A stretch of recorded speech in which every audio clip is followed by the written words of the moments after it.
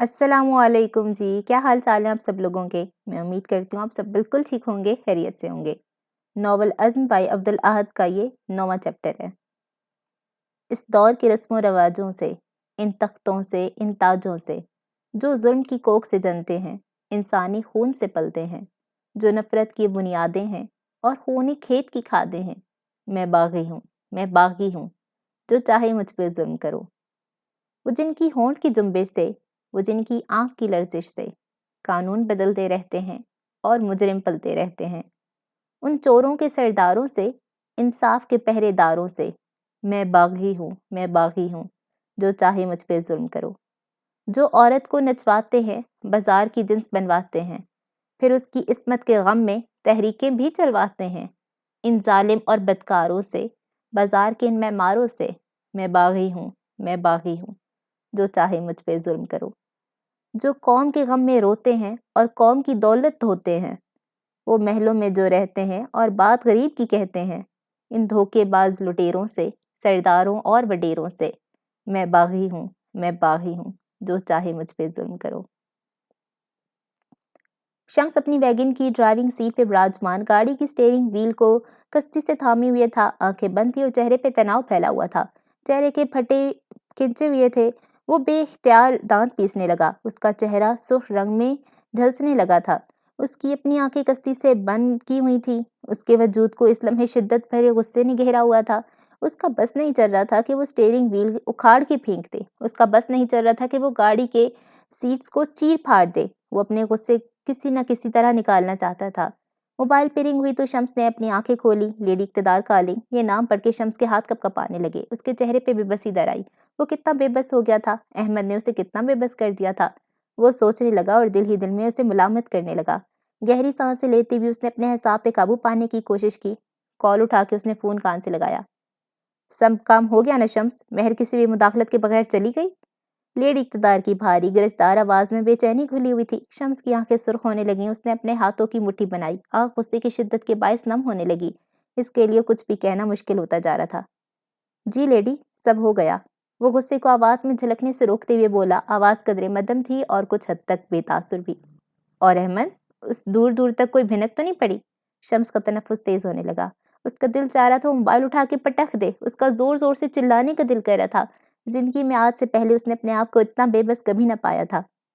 मेहर अकेले गई? झूठ बोलना उसके दिल को तकलीफ दे रहा था। वो एक भयानक खेल का हिस्सा बन चुका था। अगर मुस्तकबिल में ये झूठ उसका कभी खुलेगा तो वो यकीनन मार दिया जाएगा। शम्स भी बुरी तरह फंस चुका था। अहमद उसे फंसा के जा चुका था। उसके दिल में अहमद के लिए शदीद नफरत थी, बल्कि जो उसके दिल में अहमद के लिए था वो नफरत से बढ़ के था। लेडी इक़्तिदार ने कॉल काट दी तो शम्स ने मोबाइल बराबर वाली सीट पे उछाल दिया। शम्स का तनफ्फुस तेज होने लगा। वो जंगलियों की तरह डैशबोर्ड में मुक्के बरसाने लगा। वो इस वक्त अपने आप को बेहद बेबस महसूस कर रहा था। शम्स अपने मुंह पे थप्पड़ बरसा के जोर जोर से चिल्लाने लगा। उसके असाब उसके काबू में न रहे थे। गुस्से के मारे उसके आंसू रवाना हो गए थे। भारी भारी चीखें, गाड़ी के साउंड प्रूफ खिड़कियां दबाई हुई थीं। वो चीखें अपने अंदर गुस्सा और नफरत समोई हुई थी। एक दिन सबको अक्ल आ जाएगी। ये सब तुम्हें मारने पे आमादा जरूर होंगे। गुस्से की शिद्दत के बाद शम्स की आवाज लरज रही थी। और उस दिन शम्स जोर से चिल्लाया, मैं तुम्हें अपने इन हाथों से मारूंगा अहमद। वो हाथ उठा के उन्हें देखने लगा। इन हाथों को देखते ही देखते उसके दिमाग में वही कर्मनाक मंजर अपने आप को दोहराने लगा। वही मंजर जिसमें अहमद ने शम्स का इंच इंच अपाहिज कर दिया था कुछ देर पहले। शम्स आंखों में खौफ और वहशत लिए अहमद को देखने लगा, जो कि उसके सामने पर इत्मीनान सा खड़ा हुआ था। उसे अपनी आंखों पे यकीन नहीं आ रहा था। सब कुछ इतना सफाई से हुआ था, फिर वो यहाँ कैसे पहुंच गया? शम्स ने सोचा। तुम यहाँ कैसे? बेयकीनी के आलम में बस वो इतना ही बोल सका। वो सहमी मैनू में बौखला गया था। अहमद के चेहरे पे फैली तपाने वाली मुस्कुराहट गहरी हुई और वो मध्यम सा हंस दिया। शम्स को तब चढ़ने लगी। है ना, कैसे पहुंच गया? मासूम सा अंदाज में कहकर फिर से हंसने लगा। बस इस इत्तेफाक समझ लो, खूबसूरत इत्तेफाक। याद करो शम्स के पहले तुम मुझे कितनी धमकी दिया करते थे, मौत की, मुझे माजूर करने की। अहमद ने 2 कदम आगे बढ़ाए। चेहरे पे कड़वाहट भरने लगी थी। अब क्यों चुप लग गई है? क्यों खौफ के मारे आंखें फट रही हैं? शम्स, हर लफ्ज पे जोर देते हुए वो बोला था। मैंने बहुत इंतजार किया। मैंने इंतजार किया कि आखिर कब ये धमकियां हकीकत के रंग में बदलेंगी। किस दिन मेरे ऊपर एक ऐसा हमला करवा दिया जाएगा जो कि मुझे खत्म कर देगा। लेकिन तुम लोगों की धमकियां तुम लोगों की तरह ही कमजोर हुआ करती थी। 2.5 سال پہلے جیسے تیسے کر کے تم لوگوں نے مجھے روک لیا، لیکن اب کیسے روکو گے؟ میں نے اس وقت بھی کہا تھا کہ میں لوٹوں گا، میں نے کہا تھا کہ میں ضرور واپس آؤں گا، اور اب دیکھو میں آ گیا، اور اب کی بار میں تم لوگوں کو برباد کرے بغیر نہیں جانے والا۔ شمس کو لگا جیسے اس کا دم گھٹنے لگا تھا، اس سے احمد کی باتیں مزید برداشت نہیں ہو رہی تھیں۔ لیکن تم لوگوں نے آج تک مجھے نہیں مارا، تم لوگوں کے لیے یہ مشکل تو نہیں تھا، پھر بھلا کیوں میں 2.5 سال بعد بھی زندہ سلامت کھڑا ہوں؟ اگر تم عبداللہ سلطان کو ایک جھٹکے میں مار سکتے ہو، مہر کی ماں کو ایک جھٹکے میں اغوا کر سکتے ہو، تو پھر یہ کیوں نہیں کر سکتے؟ میرے پاس آخر ایسا ہے کیا جو تم لوگوں کو روک رہا ہے؟ آنکھوں میں سوال لیے وہ تپانے والے انداز اختیار کرتے ہوئے گویا ہوا۔ شمس کا خون کھولنے لگا، اس نے کچھ بولنے کے لیے اب لب کھولے اور پھر بند کیے، پھر کھولے اور پھر بند کیے، اس کے پاس جیسے الفاظ ختم ہونے لگے تھے۔ وہ احمد کو واقعی کیا بتاتا؟ کیا سچ بتانا آسان تھا؟ اس نے سوچا۔ تم بہت پچھتاؤ گے، وہ الفاظ تلاش کرتے بولا۔ احمد شمس کی جدوجہد دیکھ کر بے حد کشش سے مسکرانے لگا۔ یہ مسکراہٹ شمس کو اندر تک چھلنی کرنے میں کوئی کسر نہیں چھوڑ رہی تھی۔ تم جتنا ہمارے قریب آؤ گے تم اتنا ہی پستے جاؤ گے۔ 2.5 سال پہلے بھی تمہاری زندگی میں کوئی کم مشکلات نہیں تھی، شمس نے ٹوٹے پھوٹے الفاظ کا استعمال کرتے کہا۔ احمد نے استہزائیہ نظر شمس پہ ڈالی۔ اچھا مار دو گے مجھے، جیسے پچھلے کئی سالوں سے مجھے مارنا چاہ رہے ہو؟ احمد تنزن بولا۔ ہاں یہ سچ ہے، ہم تمہیں نہیں ماریں گے احمد، لیکن پھر بھی تم برباد ہو جاؤ گے۔ یہ سب ویسا نہیں ہے جیسا تمہیں نظر آتا ہے، تم ہم سے قریب تر قریب ہوتے جاؤ گے، اور اسی سلسلے میں تم ایک دن اپنے آپ سے نفرت کرنے لگ جاؤ گے، اپنی زندگی سے نفرت کرنے لگ جاؤ گے۔ شمس پھولتی ہوئی سانسوں کے ساتھ بولا۔ اوہ واقعی؟ احمد مصنوعی سے حیران انداز میں بولا۔ تم مہر کی زندگی خطرے میں ڈال رہے ہو احمد، تم یہ سب کرتے ہوئے اس کی ماں کو بھی زندگی بھی خطرے میں ڈال رہے ہو۔ نہیں، تم مہر کو کچھ نہیں کرنے والے ہو، نہ ہی تم اپنے مالکوں کو بتاؤ گے کہ میں اس کے ساتھ دبئی جا رہا ہوں۔ احمد کے چہرے پہ فاتحانہ مسکراہٹ بکھری، وہ پر اعتمادی سے بولا تھا۔ اور تم مجھے کیسے روکو گے؟ شمس نے چیلنج دینے والے انداز میں کہا۔ احمد کی مسکراہٹ گہری ہوئی۔ کیونکہ میں جانتا ہوں وہ ہیرے تمہارے پاس ہیں شمس۔ یہ سنتے ہی شمس کا رنگ فک ہو گیا، اسے اپنے کانوں پہ یقین نہیں آیا۔ تم نے عبداللہ سے ڈیل کی تھی کہ تم انہیں عافیت زندگی کی بیسمنٹ کی چابیاں فراہم کرو گے، اور پھر 2 ہیرے تمہارے، 2 ہیرے ان کے، بھول گئے؟ تو میرے پاس ویڈیو بھی موجود ہے۔ شمس کا ہاتھ احمد کی طرف اٹھتے رہ گیا، وہ چہرے پہ المناک سا تاثر لیے احمد کو دیکھتا رہا۔ دھیان سے، اس وقت میں تمہیں برباد کرنے کی کشش رکھتا ہوں، احمد سختی سے بولا۔ شمس سر نفی میں ہلانے لگا۔ وہ بڈھا میرے ساتھ گیم کھیل گیا، نہ اس نے چابیاں لی نہ ہی کوئی مدد، اس نے وہ ہیرے بھی ہوشیاری سے چرا لیے، میرا یقین کرو وہ ہیرے میرے پاس نہیں ہیں، شمس نے بے بسی سے کہا۔ احمد دانت باہر نکال کے ایک دفعہ پھر سے ہنسنے لگا۔ مجھے کیوں وضاحتیں دے رہے ہو؟ اپنی وضاحتیں اپنی لیڈی اقتدار اور نیلوفر میڈم کے لیے بچا کے رکھنا۔ شمس کے اوپر جیسے پہاڑ آ کر گر گیا، وہ بری طرح سے پھنس چکا تھا۔ اگر لیڈی اقتدار پہ اس کی بے وفائی کا پول کھلتا تو وہ اسے اذیت ناک موت سے نوازتی، وہ اپنی آنکھوں کے سامنے اپنی موت دیکھ سکتا تھا۔ مجھے اور بھی بہت کچھ پتہ ہے شمس۔ شمس کو ڈرا ہوا دیکھ کے احمد سرگوشانہ انداز میں گویا ہوا۔ کیا ہے کہ تم لوگ چاہے جتنا بھی مل جل کے کام کر لو، آخر میں تم سب ہو تو برے ہی، کسی سے مخلص نہیں ہو سکتے۔ تم اس دن فارم ہاؤس میں نشے میں تھے، تمہارا دھیان فارم ہاؤس میں لگے کیمراز پہ نہیں گیا، جن کی ٹیپ خیر سے تم نے ڈیلیٹ اب تک نہیں کی تھی۔ ادھر ہی نشے کی حالت میں تم نے عبداللہ سلطان کو کال کی تھی، انہیں چابیاں فراہم کرنے کی آفر دی تھی۔ میں نے بہت محنت کی، وہ ٹیپ نکالی، اور میں نے اس ٹیپ کا درست استعمال کرنا ہے۔ فرض کرو اگر وہ ٹیپ میں نے تمہاری لیڈی اقتدار کو دے دی تو کیا ہوگا نا؟ سیدھا جہنم میں بھیجے گی وہ تمہیں۔ احمد کے چہرے پہ مصنوعی سی اداسی اترنے لگی، شمس سرنفی میں ہلانے لگا۔ تم ایسا کچھ نہیں کرو گے، شمس تائیدی انداز میں بولا، اس کا بس نہیں چل رہا تھا کہ وہ احمد کے اوپر برس پڑے۔ بالکل درست، میں ایسا بالکل بھی نہیں کروں گا، اگر تم اپنا منہ بند رکھو، مہر کے ساتھ اچھا سلوک کرو اور اس کی ماں کو کچھ نہیں کرو، منظور ہے؟ احمد خوشمگین سا مسکرایا۔ شمس جانتا تھا اس کے پاس اب کوئی راستہ نہیں بچا، ایک طرف موت تھی تو ایک طرف اس کی وفاداری کا ڈھونگ۔ منظور ہے، شمس نے جواب دیا۔ اب چلتا ہوں، یاد سے مہر کو ایک خراش بھی نہیں آنی چاہیے، احمد کہہ کے مڑ گیا۔ تم پچھتاؤ گے احمد، احمد نے ایک کان سے سنا دوسرے سے نکالا۔ یہ سب ویسا نہیں جیسا تم سمجھ رہے ہو، اس کھیل کے اختتام میں سب سے زیادہ تکلیف تمہیں ہی پہنچے گی، تم مرو گے نہیں، نہ ہی تمہیں کوئی چوٹ پہنچے گی، لیکن تمہاری روح چھلنی ہو جائے گی، تم اپنے آپ سے نفرت کرو گے احمد۔ شمس کی روح غصے کے باعث تڑپنے لگی تھی، اس میں ڈھیروں غصہ بھر گیا تھا۔ احمد واپس شمس کی طرف مڑا اور اسے مسکرا کے دیکھنے لگا۔ اچھا رو مت، احمد نے اس کے نرمی سے گال تھپتھپائے اور پھر سے مڑ گیا۔ شمس نے اپنی مٹھیاں بھینچ لیں، وہ کس قدر لاچار تھا، ایک طرف اس کی وفاداری کا ڈھونگ تھا اور ایک طرف یہ دھندا تھا۔ فی الحال شمس نے اپنی وفاداری کو چنا، اس نے کسی کو کچھ بھی نہ بتانے کا فیصلہ کیا۔ اس سفر کی شروعات 3 سال پہلے کسی کھوئے ہوئے کی تلاش سے ہوئی، 3 साल गुजर गए थे। इस सफ़र का रुख भी बदल गया था। अब इस सफ़र ने इंतकाम का भयानक रूप इख्तियार कर लिया था। इस्लामाबाद के एक बड़े ऑडिटोरियम में तहरीक हरर फाउंडेशन की जानिब से एक प्रोग्राम होस्ट होना था, जिसका मकसद सामीन को अपने अज़ाइम से आगाह करना था। हरर की सोशल मीडिया टीम ने इस इवेंट की भरपूर प्रमोशन की थी, जिसके बायस आज इस महफिल में अच्छी खासी आवाम ने शिरकत की थी। ऑडिटोरियम में हर तरफ ब्लू कुर्सियां कितार दर कितार लगाई गई थीं। कुर्सियों के बीच में से राहदारी भी निकाली गई थी। कुछ स्टेप्स बना के स्टेज उठाया गया था। स्टेज की पीछे वाली दीवार पे बड़ा सा बैनर लगाया गया था, जिस पे तहरीक हरर फाउंडेशन के मकासद का तज़किरा किया गया था। पूरे ऑडिटोरियम को भी मौका की मुनासबत से सजाया गया था। अमारा के अपार्टमेंट में कार्रवाई करके वो तीनों अपने अपने घर गए थे और फिर बेहतर कपड़े पहन के दोबारा से ऑडिटोरियम पहुंच गए। वो तीनों इस वक्त बैक स्टेज में मौजूद कुछ चीज़ों के बारे में गुफ्तगू में मसरूफ थे। मिनाज ने सफ़ेद कुर्ता पहना हुआ था, जिसपे बारीक सा काम किया गया था। इसाम ने क्रिस्प सा काला कोट पहना हुआ था। उसने मौके की मुनासबत से थोड़ा स्टाइलिश चश्मा पहनना था। दुरफ़िशान ने सफ़ेद शर्ट पे जीन्स की स्कर्ट पहनी हुई थी। तीनों काफ़ी साफ सुथरे और अच्छे अच्छे नजर आ रहे थे। बहुत लोग आ गए हैं। निसाम, तुम तैयार हो? मैं कैमरामैन को तैयार करवाऊं?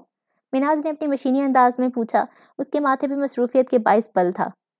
जी, मैं तैयार हूँ, हिसाम ने पूरे एतमाद अंदाज में कहा। मिनाज फिर वहां से चली गई। आंखों में अजब लिए दुरे हिसाम को देखती रह गई। आप कर लेंगे ना? दुरे फिशा ने पूछा। हिसाम के चेहरे पे गहरी मुस्कुराहट नमूदार हुई। आप मुझे जानती नहीं है दुरे, स्कूल्स वगैरह में जब भी कोई फंक्शन होता था तो मैं इसमें ज़रूर हिस्सा लेता था। यहाँ तक कि अगर कभी किसी फंक्शन में हिस्सा ना लूँ तो हमारे स्कूल की प्रिंसिपल मुझे बुलवा के पूछती थी कि साम सब खैरियत तो है। पुराने वक्तों को याद यूं ही करते वो खुश सा होने लगा, लेकिन खुशी आरजी थी। उन्हीं पुराने वक्तों में बहुत अंधेर मंजर भी घुले हुए थे, जो कि हिसाम की आंखों के सामने मंडलाने लगे। हिसाम के चेहरे पे फैली मुस्कुराहट सिमटी और फिर मैं ड्रग्स करने लगा और यूं ही मैं बर्बाद हो गया। हिसाम ने नजरें झुकाई, आंखों की चमक फना हो गई थी। मैं आपको एक बात बताती हूँ इसाम, आप ज़रूरत से ज़्यादा जज्बाती हैं। हाँ ठीक है, आपसे हुई थी गलतियाँ, लेकिन इस सब तो ठीक है ना अब? तो अब फिर बार-बार अपने आप को मलामत करने का क्या फ़ायदा? दुरे का अंदाज़ पाठ था। मैं इस बारे में कुछ नहीं कर सकता दुरे, इसाम ने गर्दन नफ़ी में हिलाई। कर सकते हैं, हम सब कर सकते हैं। अगर हम कोशिश करें तो हम अपने जज़्बात को काबू कर सकते हैं। आपको बस अपने आप को मलामत करने का शौक है। आप ये सब अपनी गिल्ट की वजह से करते हैं। आप जान के अपने आप को सज़ा देते हैं। अपने आप को माफ़ करना सीखें हिसाम। दुरे के अंदर बसी साइकोलॉजिस्ट जाग गई थी। हिसाम ने अपनी गर्दन उठाई, अब उसके चेहरे पे मुस्कुराहट थी। और ये सब आप इसलिए कह रही हैं क्योंकि आप एक साइकोलॉजिस्ट हैं? अंदाज़ नटखट सा था। वो भी, मगर इससे बढ़ के हम दोस्त हैं। मैं चाहती हूँ कि हम सब, यानी मैं, आप और मिनाज, हम तीनों ही साथ में ग्रो करें और अपना बेहतरीन वर्जन बने। दुरे खुशदिली से बोली। मुझे नहीं लगता कि कभी कोई इंसान अपना बेहतरीन वर्जन बन सकता है दुरे। इंसान गलतियाँ करता है, वो गलतियाँ करना कभी नहीं छोड़ सकता। हिसाम ने अपनी राय का इज़हार किया। बेहतरीन वर्जन बनने का ये मतलब नहीं है कि हम परफेक्ट बन जाएंगे या हम गलतियाँ नहीं करेंगे। नहीं, ये एक जद्दोजहद है जो इंसान को मरते दम तक करनी चाहिए। वो गलतियाँ भी करेगा, गुनाह भी करेगा, मगर उसका रद्द-ए-अमल बदल जाएगा। वो अपनी गलतियों से मुँह नहीं फेरेगा, बल्कि उनसे सीख हासिल करेगा। वो अपने गुनाहों को जस्टिफाई नहीं करेगा, बल्कि उस पे सच्चे दिल से तौबा करेगा। वो अपनी खामियों को जानने का और उन्हें दूर करने की कोशिश करेगा। ये एक प्रोसेस है, एक मुस्बत ज़िंदगी और खुशबख्त आखिरत के लिए। हमारे लिए इस प्रोसेस से गुजरना ज़रूरी है। दुरे ने बात ख़त्म की। हिसाम ने समझते हुए सर इस बात में हिलाया। आप मेरे साथ मेरी आर्ट गैलरी चलेंगी दुरे? हिसाम ने थोड़ी देर बाद पूछा। दुरे हैरान हुई। आपकी आर्ट गैलरी भी है? दुरे की आंखें हैरत के रंगों में ढली। हाँ, मैं 14 साल का था जब मेरे डैड ने बनवा के दी थी। आखिरी मर्तबा शादी के दिनों में ही गया था। सोच रहा हूँ दोबारा से जाना शुरू करूँ। तकरीर के बाद जाना चाहेंगी? हिसाम ने पूछा। हाँ क्यों नहीं, और वैसे भी इस तरह की सरगर्मियाँ ज़िंदगी में होनी चाहिए। ये ज़िंदगी में फ़रार का रास्ता बनती हैं। और आपके लिए फ़रार का रास्ता क्या है दुरे? मुझे पौधे बहुत पसंद है। आपने मेरे घर के पौधे बाहर देखे थे? वो दरख्त, वो फूल, वो सब मैंने लगवाए थे। घर के गार्डन में भी सारे पौधे मैंने लगवाए थे। मेरा फ़रार मेरे पौधे हैं। मैं रोज़ शाम को उन्हें पानी देती हूँ, उनके आस-पास मौजूद ठंडक को एन्जॉय करती हूँ। मुझे मेरे पौधे बहुत अज़ीज़ हैं। हिसाम कुछ जवाबन बोलना चाह रहा था, लेकिन पीछे से मिनाज की मशीनी आवाज़ गूंजी तो वो थम गया। हिसाम तैयार हो? बाकी सब तैयार हैं। यूं तसलसल टूटने पर दुरे और हिसाम थोड़ा बदमज़ा ज़रूर हुए, लेकिन खैर। हिसाम वहां से स्टेज की तरफ जाने लगा। हिसाम एक एक कदम बढ़ाते स्टेज की तरफ बढ़ रहा था। उसका दिल तेजी से धड़क रहा था। आज वो बहुत सालों बाद तकरीर करने जा रहा था। उसके दिल में नीम घबराहट भी थी। उसने नजर उठा के ऑडिटोरियम में देखा, जो कि सामीन से भरा पड़ा था। उसका दिल घबराने लगा। उसने गहरी सांसें लेते हुए हिम्मत मुजतमा की और अपनी तकरीर का आगाज किया। तो अहमद, इस तारीख ज़माने से आज़ादी कैसे हासिल की जाए? महर कुछ डिस्टर्ब नज़र आ रही थी। उसका जवाब खुदा ने अगली सूरह बल्द में दिया है। अस्सलामुअलैकुम। میں تمام سامعین کا تحریک حرر فاؤنڈیشن کے اس سیمینار میں پرجوش استقبال کرتا ہوں۔ حسام نے ایک گہری سانس لیتے ہوئے کہا۔ اسے اندازہ ہوا کہ وہ پہلا جملہ اس سے کئی بہتر کہہ سکتا تھا، لیکن گھبراہٹ نے اسے موقع نہیں دیا۔ اس نے سب کچھ جھڑک کے اپنی تقریر جاری کی۔ آج آپ سب کو اتنی تعداد میں یہاں دیکھ کے دلی خوشی ہو رہی ہے۔ آپ سب کی سیمینار میں موجودگی آپ سب کی ذمہ دار شہری ہونے کا ثبوت ہے۔ حسام کی گھبراہٹ فنا ہونے لگی تھی، اب وہ پرسکون ہونے لگا تھا۔ تقریر کرتے کرتے اس کے انداز میں روانگی آنے لگی تھی اور اب وہ پراعتماد ہونے لگا تھا۔ اس نے مائک سٹینڈ سے جدا کیا، مائک ہاتھ میں تھامے اب وہ آرام دہ سا ہو کے تقریر کر دینے لگا تھا۔ میں یہاں لمحی تمہید باندھنا نہیں چاہتا، میں سیدھا مدعے پہ آنا چاہوں گا۔ آپ لوگوں کے سامنے میں کچھ اہم سوالات عرض کروں گا۔ آخر تحریک حرر کیا ہے؟ آخر کیوں ہم سب کو تحریک حرر فاؤنڈیشن کو سنجیدگی سے لینا چاہیے؟ آخر تحریک حرر کی کیا اہمیت ہے اور یہ ضروری کیوں ہے؟ اس کو سمجھنے کے لیے میں آپ کو بتانا چاہوں گا کہ حرر کا کیا معنی ہے۔ قرآن پاک میں بہت مقامات میں غلاموں کی آزادی کی بات کی گئی ہے۔ بہت مقامات میں جو لفظ استعمال ہوا ہے وہ ہے تحریر۔ تحریر کا یہ لفظ حرر سے نکلا ہے اور حرر کا مطلب ہوتا ہے رہائی۔ انگریزی میں ہم اسے لبریشن بھی بولتے ہیں۔ پھر حسام نے گردن سٹیج کی پیچھے بنی دیوار کی طرف موڑی اور انگلی سے بینر کی طرف اشارہ کیا۔ تو یہ بورڈ پہ لکھا ہے کہ 21ویں صدی کی غلامی سے آزادی۔ حسام نے گردن ایک بار پھر سامعین کی طرف موڑی۔ مگر کیا غلامی سالوں پہلے ہی ختم نہیں ہو گئی تھی؟ حسام نے ایک وقفہ لیا، آنکھوں میں سوالیہ سا تاثر تھا۔ وہ سامعین کو سوچنے پہ مجبور کرنا چاہتا تھا۔ نہیں، حقیقتاً ہم غلامی سے آج تک آزادی نہیں پا سکے۔ تو میں جس غلامی کی بات کر رہا ہوں وہ بھلا کس طرح کی ہے، یعنی اس کی فطرت کیا ہے؟ اس میں خدا فرماتا ہے کہ دو نمایاں راستے ہیں، مگر معاشرہ عقبہ کے راستے پر نہیں گیا۔ کیا آپ جانتی ہیں عقبہ کیا ہے؟ ہم نے بس غلامی سے ظاہری طور پہ آزادی حاصل کی ہے، ورنہ ہم آج تک غلامی سے آزادی نہیں پا سکے۔ پولیس کو سال بھر ڈھیروں رپورٹس موصول ہوتی ہیں کہ نہ جانے کتنے لوگ لاپتہ ہو گئے، کتنی عورتیں لاپتہ ہوئیں، کتنے بچے لاپتہ ہوئے، وہ آخر کہاں جاتے ہیں، اور آخر اکا دکا کے علاوہ یہ خبریں میڈیا کے ذریعے ہم سب تک کیوں نہیں پہنچتی؟ اس کا بھی جواب بہت آسان ہے۔ یہ پورا ایک مافیا ہے جو کہ ہیومن ٹریفکس میں ملوث ہے۔ انسانوں کی خرید و فروخت اور انہیں ایک جگہ سے دوسری جگہ چور راستوں سے لے کر جانا ہم ہیومن ٹریفکنگ یا ہیومن سمگلنگ کہتے ہیں۔ جی بالکل، یہ ہمارے سو کالڈ ماڈرن زمانے میں ہوتا ہے، اور جو اس کاروبار میں شریک ہوتے ہیں ان کی پہنچ بہت اوپر تک ہوتی ہے۔ یہ اپنی طاقت کے زور پہ ان تمام خبروں کو دبا لیتے ہیں۔ عقبہ کا مطلب ہے دشوار گزار گھاٹی، اور آپ کو پتہ ہے یہ دشوار گزار گھاٹی کیا ہے؟ ہیومن ٹریفکنگ کے ذریعے جو عورتیں حاصل کی جاتی ہیں ان کو استعمال کیا جاتا ہے ریڈ لائٹ ایریاز کی کمی کو پورا کرنے کے لیے۔ ریڈ لائٹ ایریاز تو سالوں پہلے بند ہو گئے، لیکن کیا واقعی ایک سادہ سودہ سا بین برائی کا راستہ روک سکتا تھا؟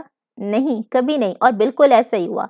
اس سب نے ہیومن ٹریفکنگ کو اور بھی فروغ دی، اور نہ جانے کتنی عورتوں کو اغوا کیا جاتا ہے، ان سے ان کا گھر چھینا جاتا ہے، ان پہ نہ جانے کتنے ظلم ڈھائے جاتے ہیں۔ اس سب کے بعد انہیں ایک دوزخ زدہ زندگی جینے پہ مجبور کیا جاتا ہے۔ یہ سب بہت تاریک اور بھیانک ہے اگر ایک بندہ اس بارے میں سوچے۔ اللہ تعالیٰ آگے کی آیت میں عقبہ کو واضح کرتا ہے۔ عقبہ کا راستہ وہ راستہ ہے جس میں ہم ایمان لانے والوں کے ساتھ مل جائیں، ان لوگوں کے ساتھ مل جائیں جنہوں نے رحم اور صبر کی تلقین کی۔ لیکن یہ سب ان عورتوں پر بس نہیں ہوتا۔ ہیومن ٹریفکنگ ایک اور برائی کو بھی فروغ دیتی ہے، اور وہ برائی ہے اعضاء کا غیر قانونی کاروبار۔ ہاں جی، لوگوں کو ان کے گھروں سے محروم کیا جاتا ہے تاکہ انہیں کاٹ کر ان کے اعضاء نکالے جائیں، یا غریبوں کی مجبوری کا فائدہ اٹھا کے انہیں اپنے اعضاء بیچنے پہ مجبور کیا جاتا ہے۔ اور نہ جانے کتنی بھیانک چیزیں ان بند دروازوں کے پیچھے ہو رہی ہوں گی۔ کیا کوئی پوچھنے والا نہیں؟ کیا ان سب پہ کوئی آواز اٹھانے والا نہیں ہے؟ اور پھر غلاموں کو آزاد کریں، غریبوں اور مسکینوں کو کھانا کھلائیں، اور اس طرح سے ہم عقبہ پہ چل سکتے ہیں، اور عقبہ سے گزر کر ہی ہم معاشرے کی اس پستی کو ختم کر سکتے ہیں۔ یہ آزادی صرف نام کی آزادی ہے۔ ہم اب تک غلامی میں جکڑے ہوئے ہیں، اور اسی غلامی کو ایکسپوز کرنے کے لیے ہم نے حرر کو قائم کیا، ان غلاموں کی رہائی کے لیے حرر قائم کیا جو نہ جانے کن کن زنجیروں میں جکڑے ہوئے ہیں۔ مگر ہم یہ اکیلے نہیں کر سکتے۔ کسی بھی قسم کی تبدیلی یا انقلاب لانے کے لیے اتحاد قائم کرنا ضروری ہے۔ ہم اہل عرب میں سے ہی مثال لیتے ہیں، حضور صلی اللہ علیہ وآلہ وسلم کے صحابی اکرام کی۔ اس وقت معاشرے میں کتنے بگاڑ تھے، ہم ساتھ مل کر جتنے ہو سکے ان بگاڑوں کو یاد کرنے کی کوشش کرتے ہیں۔ اس زمانے میں شراب عام تھی، یتیموں مسکینوں کا حق مارنا عام تھا، بیواؤں کا حق مارنا عام تھا، زنا عام تھا، جوا عام تھا، ظلم و وحشت عام تھی، عورتوں کے حقوق کا تو کوئی تصور ہی نہیں تھا۔ انہیں ایک چیز سمجھا جاتا تھا، نہ کہ ایک انسان۔ اور پھر اسلام آیا، اور اسلام نے سب کچھ بدل دیا، اور آگے جا کے مسلمانوں نے مل کے ایک مثالی کمیونٹی قائم کی۔ یہ سب ان کی ملی بھگت تھی۔ انہوں نے قربانیاں دی، برے کاموں سے اپنے آپ کو روکا، کیونکہ وہ خلوص رکھتے تھے اللہ کے لیے، اس کے حبیب صلی اللہ علیہ وآلہ وسلم کے لیے۔ دین اسلام کے لیے وہ غیرت مند لوگ تھے جو کہ معاشرے میں بگاڑ کو دیکھتے تو اس کو روکنے کی کوشش کرتے، نہ کہ ان سے آنکھیں پھیر لیتے۔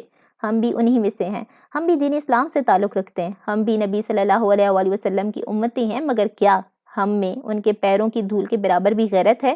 اتنی دلیری ہے؟ نہیں، ہم اندھے ہوتے جا رہے ہیں۔ ہم اپنی دنیا، اپنے پیسے، اپنے عیش و آرام کی خاطر ایسے مسئلوں سے آنکھیں پھیر رہے ہیں جن پر بات کرنا، جن پہ آواز اٹھانا بہت ضروری ہے، مگر دیر ابھی بھی نہیں ہوئی ہے۔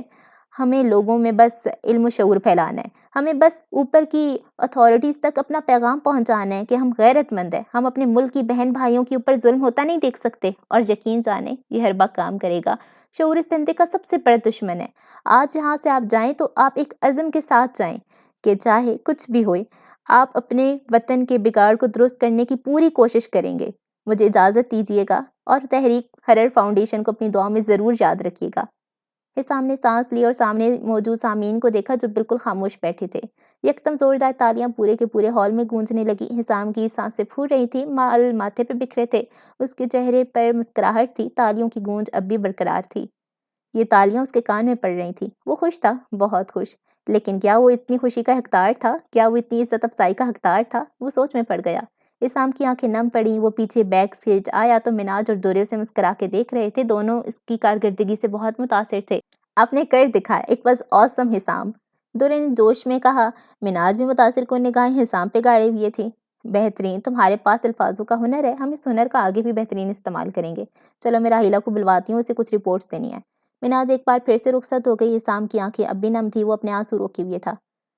کہا تھا نا میں نے کہ آپ بہت جذباتی ہیں، اس سب کی عادت ڈالیں۔ حرر کے اکلوتے اسپیکر، دورے کا انداز بہت دوستانہ سا تھا۔ میرے لیے یہ سب بہت غیر معمولی ہے دورے، میں بھلا کیا تھا؟ ایک ڈرگ ایڈکٹ جو اپنے نفس سے بار بار ہار جایا کرتا تھا، اور اب میں زندگی میں کچھ عظیم کر رہا ہوں دورے۔ میں خود سے پوچھ رہا ہوں کہ میں نے آخر ایسا کیا کیا جو خدا نے مجھے اتنی بڑی نعمت سے نواز دیا۔ حسام کے چہرے پہ الجھن تھی، وہ سر جھکائے بولے جا رہا تھا۔ دورے چہرے کو نرم سی مسکراہٹ میں ڈھالے اسے سنتے گئی۔ بس سب چھوڑ دیں، مجھے رابل لیک والا حسام زیادہ پسند ہے، آپ مسکراتی ہوئی اور خوش باش زیادہ اچھے لگتے ہیں۔ حسام کے چہرے پہ مختصر سی مسکراہٹ بکھری، اس کے دماغ میں رابل لیک کی وہ حسین یادیں لہرانے لگیں۔ ویسے دن بدن آپ میری مینٹور بنتی جا رہی ہیں دورے۔ حسام کا انداز ہی کچھ ایسا تھا کہ دورے بھی ہنستی۔ دونوں پھر آڈیٹوریم سے چلے گئے۔ اب دونوں حسام کی آرٹ گیلری کی طرف روانہ تھے۔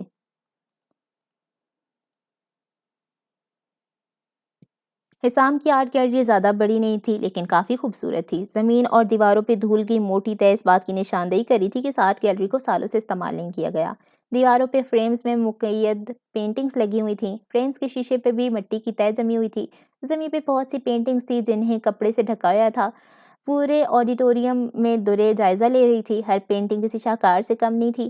اس وقت حسام کی پرانی یادیں تازہ ہونے لگی تھیں، وہ کس طرح سے بچپن میں یہاں آیا کرتا تھا اور سب کچھ بھول جایا کرتا تھا۔ وہ کتنا آزاد تھا، ہر بوجھ سے آزاد، ہر تکلیف سے آزاد، ہر قسم کے رنج سے آزاد۔ کیا اس کی یہ آزادی کبھی لوٹے گی بھی؟ حسام نے سفید کپڑا اٹھایا جس سے پینٹنگ کو ڈھکا ہوا تھا۔ وہ پینٹنگز فی الحال فریم پہ نہیں لگائی گئی تھی، اس لیے ہی انہیں کپڑے سے ڈھکا گیا تھا۔ دورے ساری پینٹنگز کو تعجب سے دیکھنے لگی۔ ان سب میں سے آپ کی فیوریٹ کون سی ہے حسام؟ حسام نے ایک بھرپور نظر آرٹ گیلری میں دہرائی۔ اس کے لیے جواب دینا بہت آسان تھا۔ اس نے آگے بڑھ کے دیوار سے ایک پینٹنگ اتاری، دورے کی طرف واپس آ کے اس نے دورے کو وہ پینٹنگ تھمائی۔ دورے اس پینٹنگ کو غور سے دیکھنے لگی۔ یہ والی، کیونکہ یہ میری پہلی پینٹنگ ہے۔ اس پر ایک بلی بنی ہوئی تھی جس کا فر بھورا تھا اور اس پہ ٹائیگر کے جیسے سٹرپس تھے۔ سٹرپس کا رنگ ہلکے بھورے رنگ کا تھا۔ اس کے ماتھے پر ہلکے بھورے رنگ سے لکیریں بنی ہوئی تھیں جو کہ انگریزی میں الفابیٹ ایم جیسی لگتی تھیں۔ اور اس پینٹنگ میں میری بہت سی حسین یادیں مقید ہیں دورے، شاید اسی وجہ سے میرے لیے یہ پینٹنگ بہت خاص ہے۔ یہ پینٹنگ میں نے پہلی دفعہ اس آرٹ اسٹوڈیو میں بنائی۔ اسی دن میرے ڈیڈ نے مجھے آرٹ اسٹوڈیو کا سرپرائز دیا تھا، میں کبھی وہ دن نہیں بھولنا چاہتا۔ اور جو یہ تصویر میں آپ کو نظر آ رہا ہے، یہ میرا پہلا بلہ ہے، شیر خان۔ اور یقین مانے آج تک نہ جانے کتنی بلیاں پالی ہیں، مگر شیر خان جیسا بلہ آج تک نہیں ملا۔ میں نے یہ پینٹنگ پہلی دفعہ پروفیشنل آرٹ کٹ کا استعمال کر کے بنائی تھی۔ یہ پہلا تجربہ تھا۔ اس پینٹنگ کو بناتے ہوئے میں نے پہلی مرتبہ خود کو آرٹسٹ محسوس کیا تھا۔ اس پینٹنگ کو دیکھ رہی جیسے وہ ساری خوبصورت یادیں تازہ ہو جاتی ہیں۔ میں ان یادوں کے ساتھ جینا چاہتا ہوں۔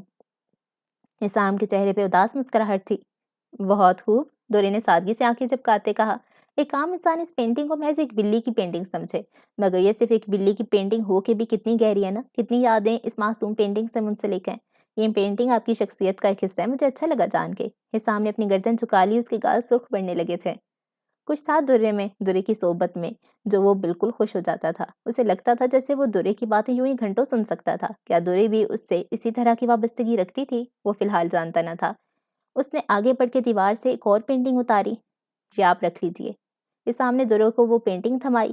وہ پینٹنگ بہت حسین تھی۔ اس کے بیچ میں ایک درخت بنا ہوا تھا۔ درخت کا آدھا حصہ چیری بلاسم کے درخت جیسا دکھتا تھا۔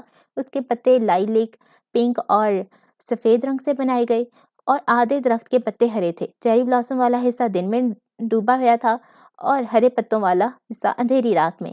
یہ بہت خوبصورت ہے، آپ کا بہت شکریہ۔ درے اس پینٹنگ کو دیکھ کے مسحور رہ گئی۔ وہ پینٹنگ تھی بھی ایسی ہی، سارے رنگ آپس میں گھل کے بہت اچھا تاثر چھوڑتے تھے۔ حسام مدم سا مسکرایا، ہاتھ پشت کی طرف باندھ کے وہ ساری پینٹنگز کو دیکھنے لگا۔ اس کی بہت سی پرانی یادیں تازہ ہونے لگی تھیں، مگر یہ یادیں اتنی تکلیف کیوں دیتی تھیں؟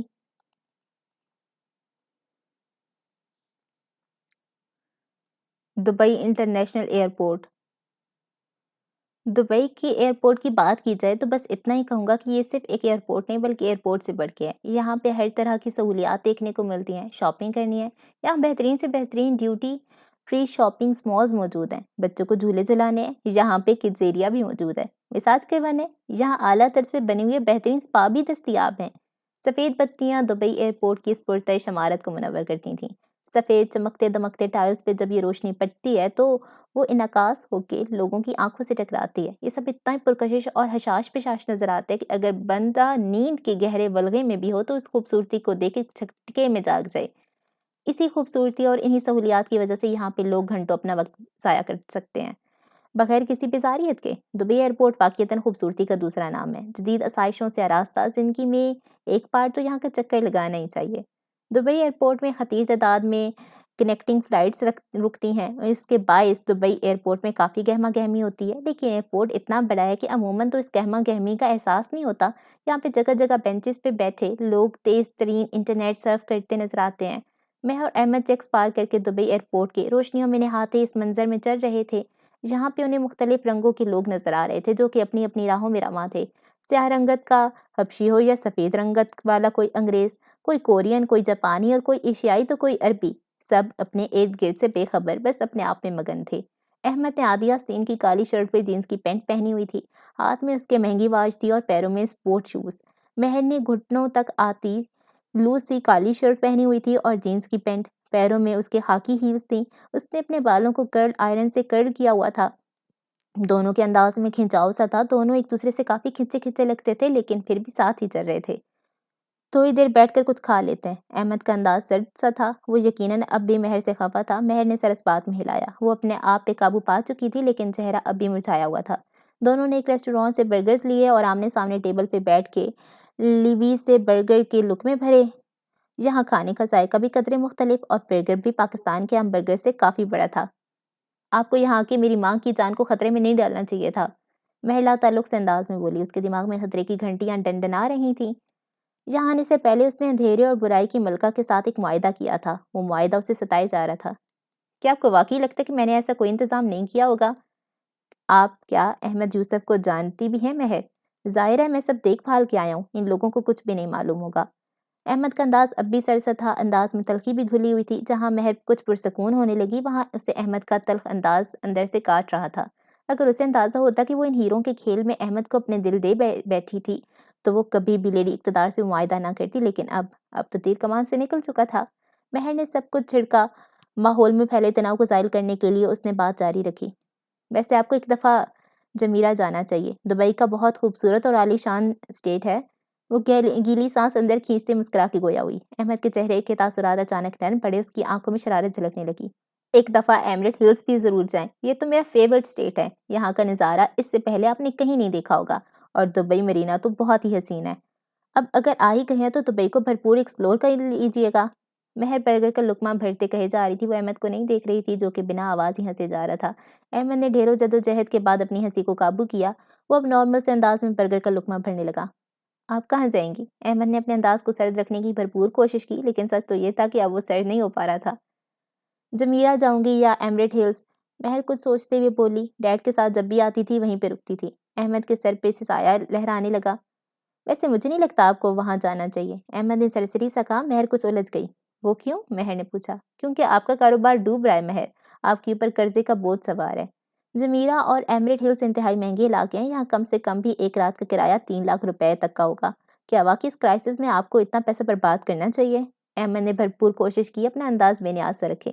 وہ مہر کو یہی تاثر دینا چاہ رہا تھا کہ اسے مہر کے کہیں بھی رکنے سے کوئی غرض نہیں، حقیقت اسے برعکس تھی۔ مہر احمد کی بات سن کے سوچ میں پڑ گئی، اسے واقعی جمیرہ یا ایمریٹ ہلز جانا اب ایک اچھا آئیڈیا نہیں لگ رہا تھا۔ ہاں آپ ٹھیک کہہ رہے ہیں، میرے امپلائیز وہ کیا سوچیں گے؟ اب آپ بتائیں میں کہاں جاؤں؟ مہر نے جب یہ کہا تو احمد نے اندر ہی اندر سکون بھری سانس خارج کی۔ اب اسے بے وقوف لڑکی کے لیے 3 دن کے 3 لاکھ ضائع کرنے کی کوئی ضرورت نہیں تھی۔ شکر، اس نے سوچا۔ الکسیس چلتے ہیں، وہاں پر ایک مناسب سا ہوٹل موجود ہے، احمد نے کہہ کے شانے اچکا دی۔ ٹھیک ہے ہم چلیں۔ مہر کا برگر کا لقمہ بھرتا ہاتھ تھما، الفاظ منہ میں ہی رہ گئے۔ ایک سیکنڈ، آپ کو یہ سب کیسے پتا؟ الکسیس کے بارے میں، جمیرہ کے بارے میں؟ مہر نے چنبے سے پوچھا۔ احمد کے چہرے پہ جتاتی مسکراہٹ بکھری۔ کیونکہ دبئی میرا دوسرا گھر ہے آنٹی جی، اور یہ کچھ دیر پہلے مجھے آپ کیا کہے جا رہی تھی؟ احمد کھڑا ہوا اور اپنے ہاتھ جھاڑنے لگا۔ اب وہ مڑ کے جانے لگا۔ مہر کے لب کھلے کے کھلے رہ گئے، اس نے اسے پہلے ہی کیوں نہیں بتایا؟ اس نے سوچا۔ وہ بھی سب کچھ چھوڑ چھاڑ کے کھڑی ہوئی اور احمد کے ساتھ اپنے بیگز ہاتھ میں تھامے باہر جانے لگی۔ رات کے اس وقت جب ایئرپورٹ کی ٹھنڈی اور خوشگوار فضا سے باہر قدم نکالے تو گرم گرم پھپکے دونوں کے جسم سے ٹکرانے لگے۔ سڑکوں کی پیومنٹ میں انہیں ہر طرح کے لوگ چلتے نظر آ رہے تھے، انگریز، افریقن، پاکستانی اور انڈین۔ سب اپنے آپ میں مگن چل رہے تھے، مگر کسی کا بھی لباس زیادہ بے پردہ نہ تھا۔ مگر آپ نے پہلے کبھی نہیں بتایا کہ آپ دبئی کے ہیں؟ مہر نے باہر نکل کے پوچھا۔ احمد نے مسکراہٹ دبائی اور خاموش ہی رہا، اس نے مہر کے سوال کا جواب نہ دیا۔ دبئی کی سڑکوں میں پولیس کی ہیوی بائکس کے علاوہ کوئی دوسری بائک عموماً نظر نہیں آتی، ہر طرف گاڑیاں ہی گاڑیاں ہوتی ہیں۔ اسٹائلش اسٹریٹ لائٹس کے باعث سڑکیں کافی منور ہوتی ہیں۔ پاکستان کے برعکس سڑکوں کی سطح بہت ہموار تھی، سڑک میں گڈھے وغیرہ بالکل بھی نہ تھے، سڑک پہ انتہا صاف ستھری تھی۔ دبئی میں مگر درجہ حرارت بے تحاشا ہوتی ہے، ہوا بھی کافی حبس آلود ہوتی ہے، یہاں سالہ سال گرمی ہی رہتی ہے کیونکہ دبئی دراصل ہے تو صحرا ہی۔ اس درجہ حرارت کی وجہ سے دبئی میں زیادہ دیر باہر نہیں رہا جا سکتا، یہاں پہ سردیوں میں بھی درجہ حرارت میں بھی بس مختصر ہی کمی آتی ہے۔ اسی گرم فضا سے جان چھڑانے کے لیے احمد اور مہر نے فوراً ہی سفید ٹیکسی پکڑ لی۔ اپنے بیگز ڈگی میں ڈال کے دونوں ٹیکسی کی پچھلی نشست پہ براجمان ہو گئے۔ اے سی کی ٹھنڈک کی وجہ سے فضا کافی خوشگوار تھی۔ احمد اب بھی مہر سے زیادہ بات چیت نہیں کر رہا تھا، مہر کو یہ بہت کھلنے لگا تھا۔ لیونڈر ہوٹل الناہدہ جانا ہے، احمد نے ٹیکسی والے کو انگریزی میں کہا۔ آپ کتنے سال دبئی میں رہے ہیں؟ مہر نے دونوں کے درمیان حائل تناؤ کو کم کرنا چاہا۔ 15 سال، میں 15 سال کا تھا جب بابا جاب چلی گئی تھی اور ہمیں پاکستان آنا پڑا، ورنہ میں نے آدھی سے زیادہ زندگی تو دبئی میں ہی گزاری ہے، اس لیے میں دبئی کو اپنا دوسرا گھر مانتا ہوں۔ احمد کی آواز میں دبا دبا جوش تھا، صاف ظاہر تھا کہ وہ دل ہی دل میں دبئی کو بہت پسند کرتا تھا۔ اچھا، میں آپ کے دوسرے گھر کے بارے میں جاننا چاہوں گی؟ مہر نے مسکراتی ہوئے پوچھا۔ احمد مدھم سا مسکرا دیا، اس کا موڈ بھی اچھا ہونے لگا تھا۔ یہ سب 19ویں صدی میں شروع ہوا تھا۔ ایک قبیلہ مچھلیوں کے شکار کے لیے دبئی کے ساحل میں قابض ہوا تھا اور یہاں سے ہی دبئی میں آبادی کا یہ سلسلہ رواں ہوا۔ لیکن دبئی ہمیشہ سے ہی اتنا دلکش، جدید اور خوبصورت نہ تھا جتنا آج ہو گیا ہے۔ یہ تو محض ایک بنجر صحرا تھا جہاں اونچی بلڈنگ اور آسائشوں کا تو کوئی تصور بھی نہیں کر سکتا تھا، یہاں تو گھاس پھوس کا نام و نشان تک نہ تھا۔ دبئی نے در حقیقت ترقی اپنے تیل کے ذخائر کی دریافت کے بعد کی، اور پچھلے 30 سالوں میں دبئی کا نقشہ ان ذخائر نے بدل کے رکھ دیا۔ جتنی ترقی کئی ممالک صدیوں میں نہ کر سکے، اتنی دبئی نے بس 30 سالوں میں ہی کر کے دکھائی۔ دبئی کی غالب خصوصیت اس کی بلند و بالا چمکتی دمکتی اور منور عمارتیں ہیں، اور اسی کے ساتھ ساتھ نیلے پانی سے فروزاں ساحل بھی۔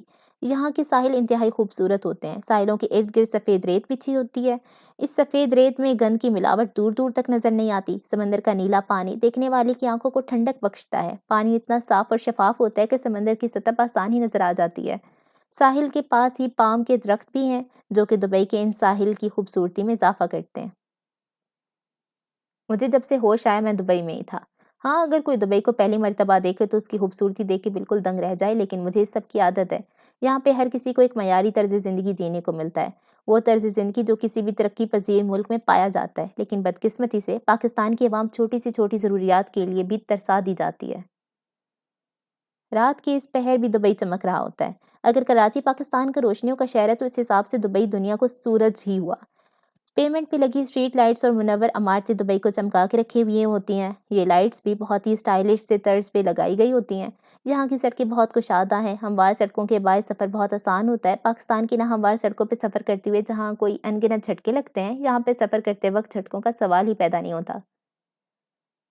ایسا نہیں تھا کہ ہم بہت زیادہ آمدنی والے لوگ تھے، نہیں ہم عام آمدنی والے لوگ تھے، مگر یقین جانیں کہ ہم پاکستان کی امراض سے بھی بہترین زندگی گزارا کرتے تھے۔ ہم عام آمدنی والے لوگ تھے مگر پھر بھی ہمارے پاس ہمیشہ نئے ماڈل کا موبائل ہوتا تھا۔ میں کھلے عام سڑکوں پہ موبائل ہاتھ میں پکڑے گھوما کرتا تھا کیونکہ یہاں پہ چوری کا تو کوئی تصور ہی نہیں۔ مجھے تو جیبوں میں والیٹ اور موبائل ڈالنا پاکستان میں آ کے معیوب لگتا تھا۔ دبئی میں دو طرح کے علاقے عام طور پر آتے ہیں، ایک بہت مہنگے اور عالیشان اور تھوڑے سستے مگر اس کے باوجود قدرے عالیشان۔ عالیشان علاقے جیسے جمیرہ، ایمریٹ ہلز میں تو ہمیں صرف محل ہی محل نظر آئیں گے، اونچی عالیشان عمارتیں ہر طرف کھڑی ہوئی ہوں گی، مہنگی سے مہنگی جدید سے جدید گاڑیاں ہمیں سڑکوں پہ روان دوا نظر آئیں گی۔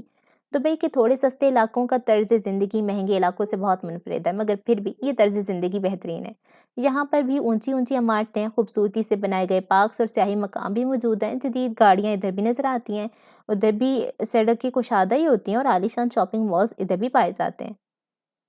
میں ہر ہفتے باہر کا کھایا کرتا تھا، شاپنگ مالز میں گھوما کرتا اور اچھی سے اچھی چیزیں پہنا کرتا، خریدا کرتا تھا۔ مطلب عام آمدنی کے باوجود ہمارے پاس ہر آسائش میسر تھی۔ دبئی کے شاپنگ مالز بہت دلشاد اور حشاش بشاش ہوتے ہیں، یہاں ہر قسم کے برانڈز ہمیں نظر آئیں گے، شاپنگ مالز میں ہر طرح کی سہولیات بھی موجود ہیں، یہاں ہمیں چھوٹے چھوٹے لڑکے اکیلے شاپنگ کرتے دکھیں گے، عرب بھی ہمیں بہت نظر آئیں گے۔ عرب ہمیشہ اپنے روایتی لباس میں ہی پھرتے ہیں، بہت کم ہی ہوگا کہ ہمیں کوئی عرب اپنے روایتی لباس میں نہ ملے۔ عرب یہاں کے بہت خوش اخلاق اور نرم مزاج کے ہوتے ہیں، اور یہ تھا احمد یوسف کے دوسرے گھر دبئی کا ایک مختصر سا نظارہ۔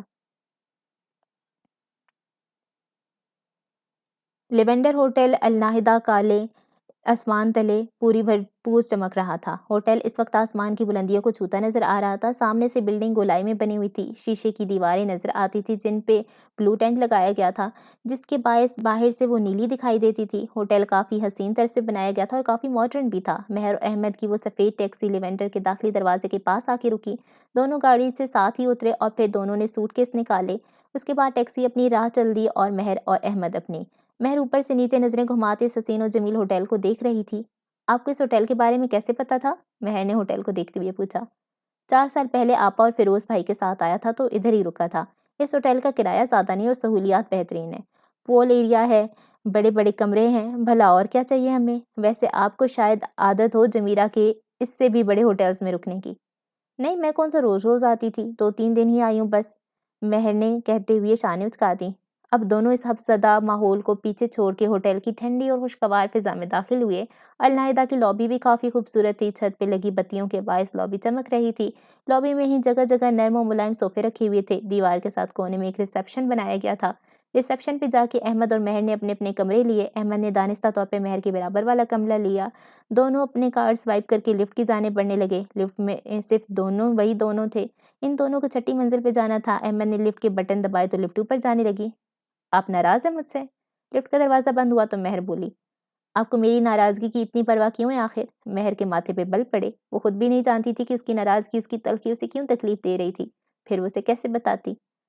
آپ جانتی ہیں کہ سب ٹھیک جا رہا تھا، احمد بولا۔ مہر اب بھی کچھ کھوئی کھوئی سی تھی، مگر پھر آپ نے چیزیں چھپانا شروع کر دیں، جب تک آپ چیزیں چھپانا نہیں چھوڑیں گی ہم شاید کبھی ساتھ کام نہ کر سکیں۔ میں آپ کا انتظار کروں گا، جب بھی چاہیں مجھے سچ سچ بتا دیں۔ احمد کی بات ختم ہوئی تو لفٹ بھی رک گئی، دروازہ اپنی مخصوص آواز کے ساتھ کھلا تو چھٹے فلور کی حشاش بشاش راہداری ان دونوں کی نظروں کے سامنے نمودار ہوئی۔ احمد مہر کو پیچھے چھوڑ کے راہداری میں قدم اپنے کمرے کی جانب بڑھانے لگا، مہر کے قدم زنجیر ہو گئے، وہ بھلا اسے کیسے بتاتی کہ وہ اس ظالم ملکہ کے ساتھ ایک ڈیل کر کے آ رہی ہے، وہ ڈیل جس نے اس کے ہاتھ باندھ کے رکھ دیے تھے۔ مہر کو پچھتاوا ہونے لگا، کاش وہ اس وقت وہ شرط نہ رکھتی، کاش۔ لفٹ کا دروازہ بس بند ہی ہونے والا تھا کہ مہر ہڑبڑا کے باہر نکلی، وہ راہداری میں تیزی سے چلنے لگی۔ احمد اپنے کمرے کے دروازے کے باہر کھڑا تھا۔ اب ایسے کیوں آئی ہیں؟ مہر تھوڑی اونچا آواز میں بولی تھی۔ میں اب کچھ بتانا ضروری نہیں سمجھتا، کل ملیں گے۔ احمد نے کی کارڈز دروازے پہ لگایا تو دروازہ کا لاک کھل گیا۔ مہر ایک بار پھر وہیں کھڑی رہی، یہ تلخی ہر گزرتے وقت کے ساتھ اسے زخم آلود کرتے جا رہی تھی۔ اس نے بے دلی سے کی کارڈ دروازے پہ لگایا، اس کے کمرے کا دروازہ بھی کھل گیا، اب وہ کمرے میں داخل ہوئی۔ مہر کا کمرہ کافی بڑا تھا، کمرے پہ آف وائٹ سا پینٹ تھا جس کی ٹون تھوڑی گرے سی تھی، سامنے شیشے کی دیوار بنائی گئی تھی جس کے پار پول ایریا نظر آتا تھا، شیشے کی دیوار کے ساتھ گرے پردے لگائے گئے تھے، کمرے کی بیچوں بیچ بیڈ رکھا ہوا تھا، بیڈ کے بالکل سامنے والی دیوار پہ ایک ٹیبل لگائی گئی تھی، ٹیبل کے اوپر دیوار پہ ہی ٹی وی بھی لگا ہوا تھا، شیشے کی دیوار کے ساتھ ایک کرسی رکھی تھی جس پہ اون چڑھایا ہوا تھا، وہ کرسی کم صوفہ زیادہ تھی کیونکہ وہ قدرے نرم تھی۔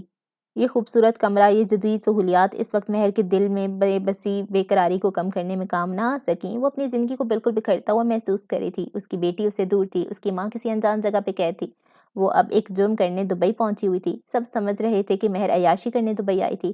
وہ سب کو کیسے بتاتی کہ وہ اپنے باپ کے جرائم کی سزا کاٹنے یہاں آئی ہے؟ وہ ہر گزرتے لمحے کے ساتھ ساتھ بوجھل ہوتے جا رہی تھی۔ وہ نرم سے بستر پہ ڈھیلی سی ہو کے لیٹ گئی۔ بستر بہت نرم تھا، ایسا لگتا تھا جیسے اس کے جسم کی تکان وہ نرم بستر جذب کر رہا ہو۔ وہ آرام دہ سی ہونے لگی تھی۔ کال کی رنگ اس کے کان میں گونجی تو مہر اٹھ کے بیٹھ گئی۔ شمس کالنگ۔ مہر نے بیزاری سے کال اٹھائی۔ ہاں پہنچ گئی؟ شمس نے کہا۔ مہر کے چہرے پہ ناگوار سا تاثر ابھرا۔ وہ اس وقت شمس سے بات کرنے کے موڈ میں نہیں تھی۔ ہاں ماں کیسی ہیں؟ مہر نے چھوٹتے ہی پوچھا۔ ماشاءاللہ سے بالکل ٹھیک ہیں۔ کہاں قیام کر رہی ہو تم؟ شمس کا انداز لاپرواہ سا تھا۔ Lavender hotel Al Nahda. تمہارا بیگ میرے ہی پاس ہے۔ مجھے اب بتاؤ کہ کب تک اس کام سے فارغ ہو جاؤں گی؟ میں اس سب کو جلد از جلد ختم کرنا چاہتی ہوں۔ مہر نے کوفت کے عالم میں پوچھا۔ ہاں کل بیگ لینے آ جاؤں گا، ابھی کچھ تیاریاں کرنے دو، پھر تمہیں بتاؤں گا کہ تمہیں کیا کرنا ہے۔ ریسٹ کرو کچھ دن، دبئی میں گھومو پھرو، انجوائے کرو، تمہاری ماں محفوظ ہاتھوں میں۔ شمس نے تسلی بخش سے انداز میں کہتے ہوئے کال کاٹ دی۔ مہر نے موبائل بیڈ پہ اچھالا، اس کا سر درد سے پھٹنے لگا تھا۔ وہ تھوڑا فریش ہونے کے لیے پول ایریا جانے کا ارادہ کر کے کمرے سے باہر نکلی۔ دیوار کے اس پار احمد کمرے کے نرم و ملائم بستر پہ بیٹھا کسی سے فون پہ بات کر رہا تھا۔ یقیناً اس نے کوئی بری خبر سنی تھی کیونکہ اس کے ماتھے پہ فکر کے 22 بل تھے۔ روح بے چین ہونے لگی تھی۔ ہاں اچھا کیا مجھے بتا دیا۔ ٹھیک۔ کال کاٹ کے وہ مضطرب سے عالم میں بستر سے اٹھا، ہاتھ کھڑا کر کے وہ گردن کی پشت کو جانے لگا۔ وہ شیشے کی دیوار کے سامنے ادھر ادھر ٹہلنے لگا تھا۔ وہ ایک دم سے ڈسٹرب ہو گیا تھا۔ اف میری زندگی میں ہر بندہ الٹے کام کیوں کر رہا ہے؟ یہ کیا کرتی پھر رہی آپا؟ وہ بے چینی کے عالم میں زیر لب بڑبڑایا تھا۔ اس نے غصے کے مارے شیشے کی دیوار کے ساتھ رکھے صوفوں پہ لات مار دی۔ وہ سمجھنے سے قاصر تھا کہ وہ تنہا ہی سارا بکھیرا صاف کرے۔ وہ اندر ہی اندر شدید پریشانی میں مبتلا تھا۔ وہ تیز تیز انگلیاں چلاتی ہوئی دور فشاں کو کال ملانے لگا۔ اس کے سر میں اب ٹیسیں ابھرنے لگیں۔ کچھ دیر بعد دور فشاں نے کال اٹھا لی۔ ہاں احمد پہنچ گئے دبئی؟ دورے نے عام سے انداز میں پوچھا۔ یقیناً وہ کچھ گھنٹے پہلے کی لڑائی کو سرے سے بھلا چکی تھی۔ ہاں تم بتاؤ کیا کرتی پھر رہی ہو؟ احمد نے پوچھا۔ دورے جو کہ آئی لینڈ کچن کی صفائی کری تھی ایک دم سے چونکی۔ میں کیا کر رہی ہوں؟ وہ لا علمی بھرے انداز میں گویا ہوئی۔ اسے اندازہ ہونے لگا تھا کہ احمد سچ جان چکا تھا۔ تم اپنے آپ کو کیا سمجھ رہی ہو؟ یہ ڈبل ایجنٹ والا ڈرامہ نہ کرو آپا، میں بتا رہا ہوں یہ کھیل بہت خطرناک ہے۔ تم کیوں اتنی خطرناک چیزیں کر رہی ہو؟ اپنی جان کی پرواہ نہیں تمہیں؟ وہ چبا چبا کے کہتے تائید کرنے لگا۔ وہ دبئی میں بیٹھے دورے فشاں کو یہ سب کرنے سے کیسے روک سکتا تھا؟ وہ یہ خود بھی نہیں جانتا تھا۔ دورے کے تاثرات سخت پڑے تو احمد کو علم ہو گیا تھا۔ یقیناً یہ اس کے بھیجے گئے ہیکرز ہی تھے جو کہ ایک چھوٹی سی بات بھی اسے نہ چھپا سکے۔ دورے ہی دل میں ان دو ہیکرز کو لان تان کرنے سے نوازنے لگی۔ تمہارے چمچوں نے تمہیں بتا ہی دیا یہ نہیں؟ خیر میں کیوں ڈروں؟ میں کوئی غلط کام تھوڑی کر رہی ہوں۔ دورے کا انداز قدرے بدلحاظ تھا۔ احمد کا چہرہ سرخ ہونے لگا۔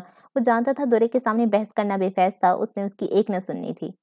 اپا خدا کی قسم اب اگر تم کوئی میچور سمجھدار کہے گا نا، میں نے قتل کر دینا اس کا۔ تم سے زیادہ بچکانہ اور احمقانہ پوری دنیا میں کوئی نہ ہوگا۔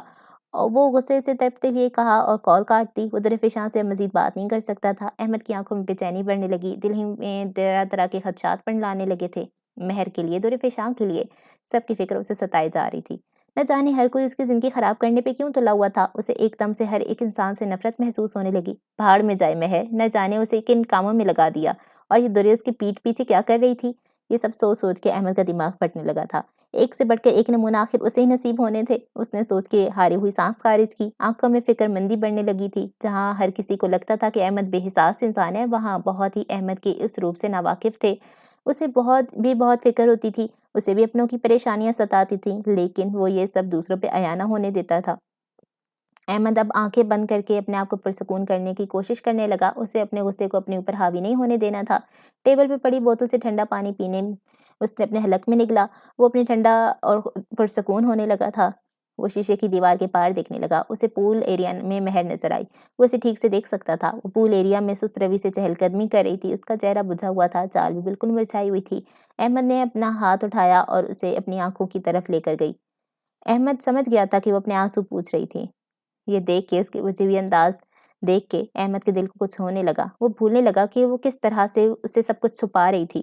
وہ بھولنے لگا کہ کیسے مہر نے اس کا اعتماد توڑا تھا۔ اس کا غصہ جتنی تیزی سے آیا تھا اتنی ہی تیزی سے اترنے لگا۔ وہ اس سے کچھ دیر اور خفا رہنا چاہتا تھا، اسے مزید ناراض رہنا چاہتا تھا، لیکن وہ چاہ کر بھی ایسا نہیں کر پا رہا تھا۔ وہ پگھلنے لگا تھا۔ اس کا دل جیسے اس کے اختیار میں نہیں رہا تھا۔ وہ بھی کمرے سے نکلا اور ارادہ پول ایریا جانے کا کیا۔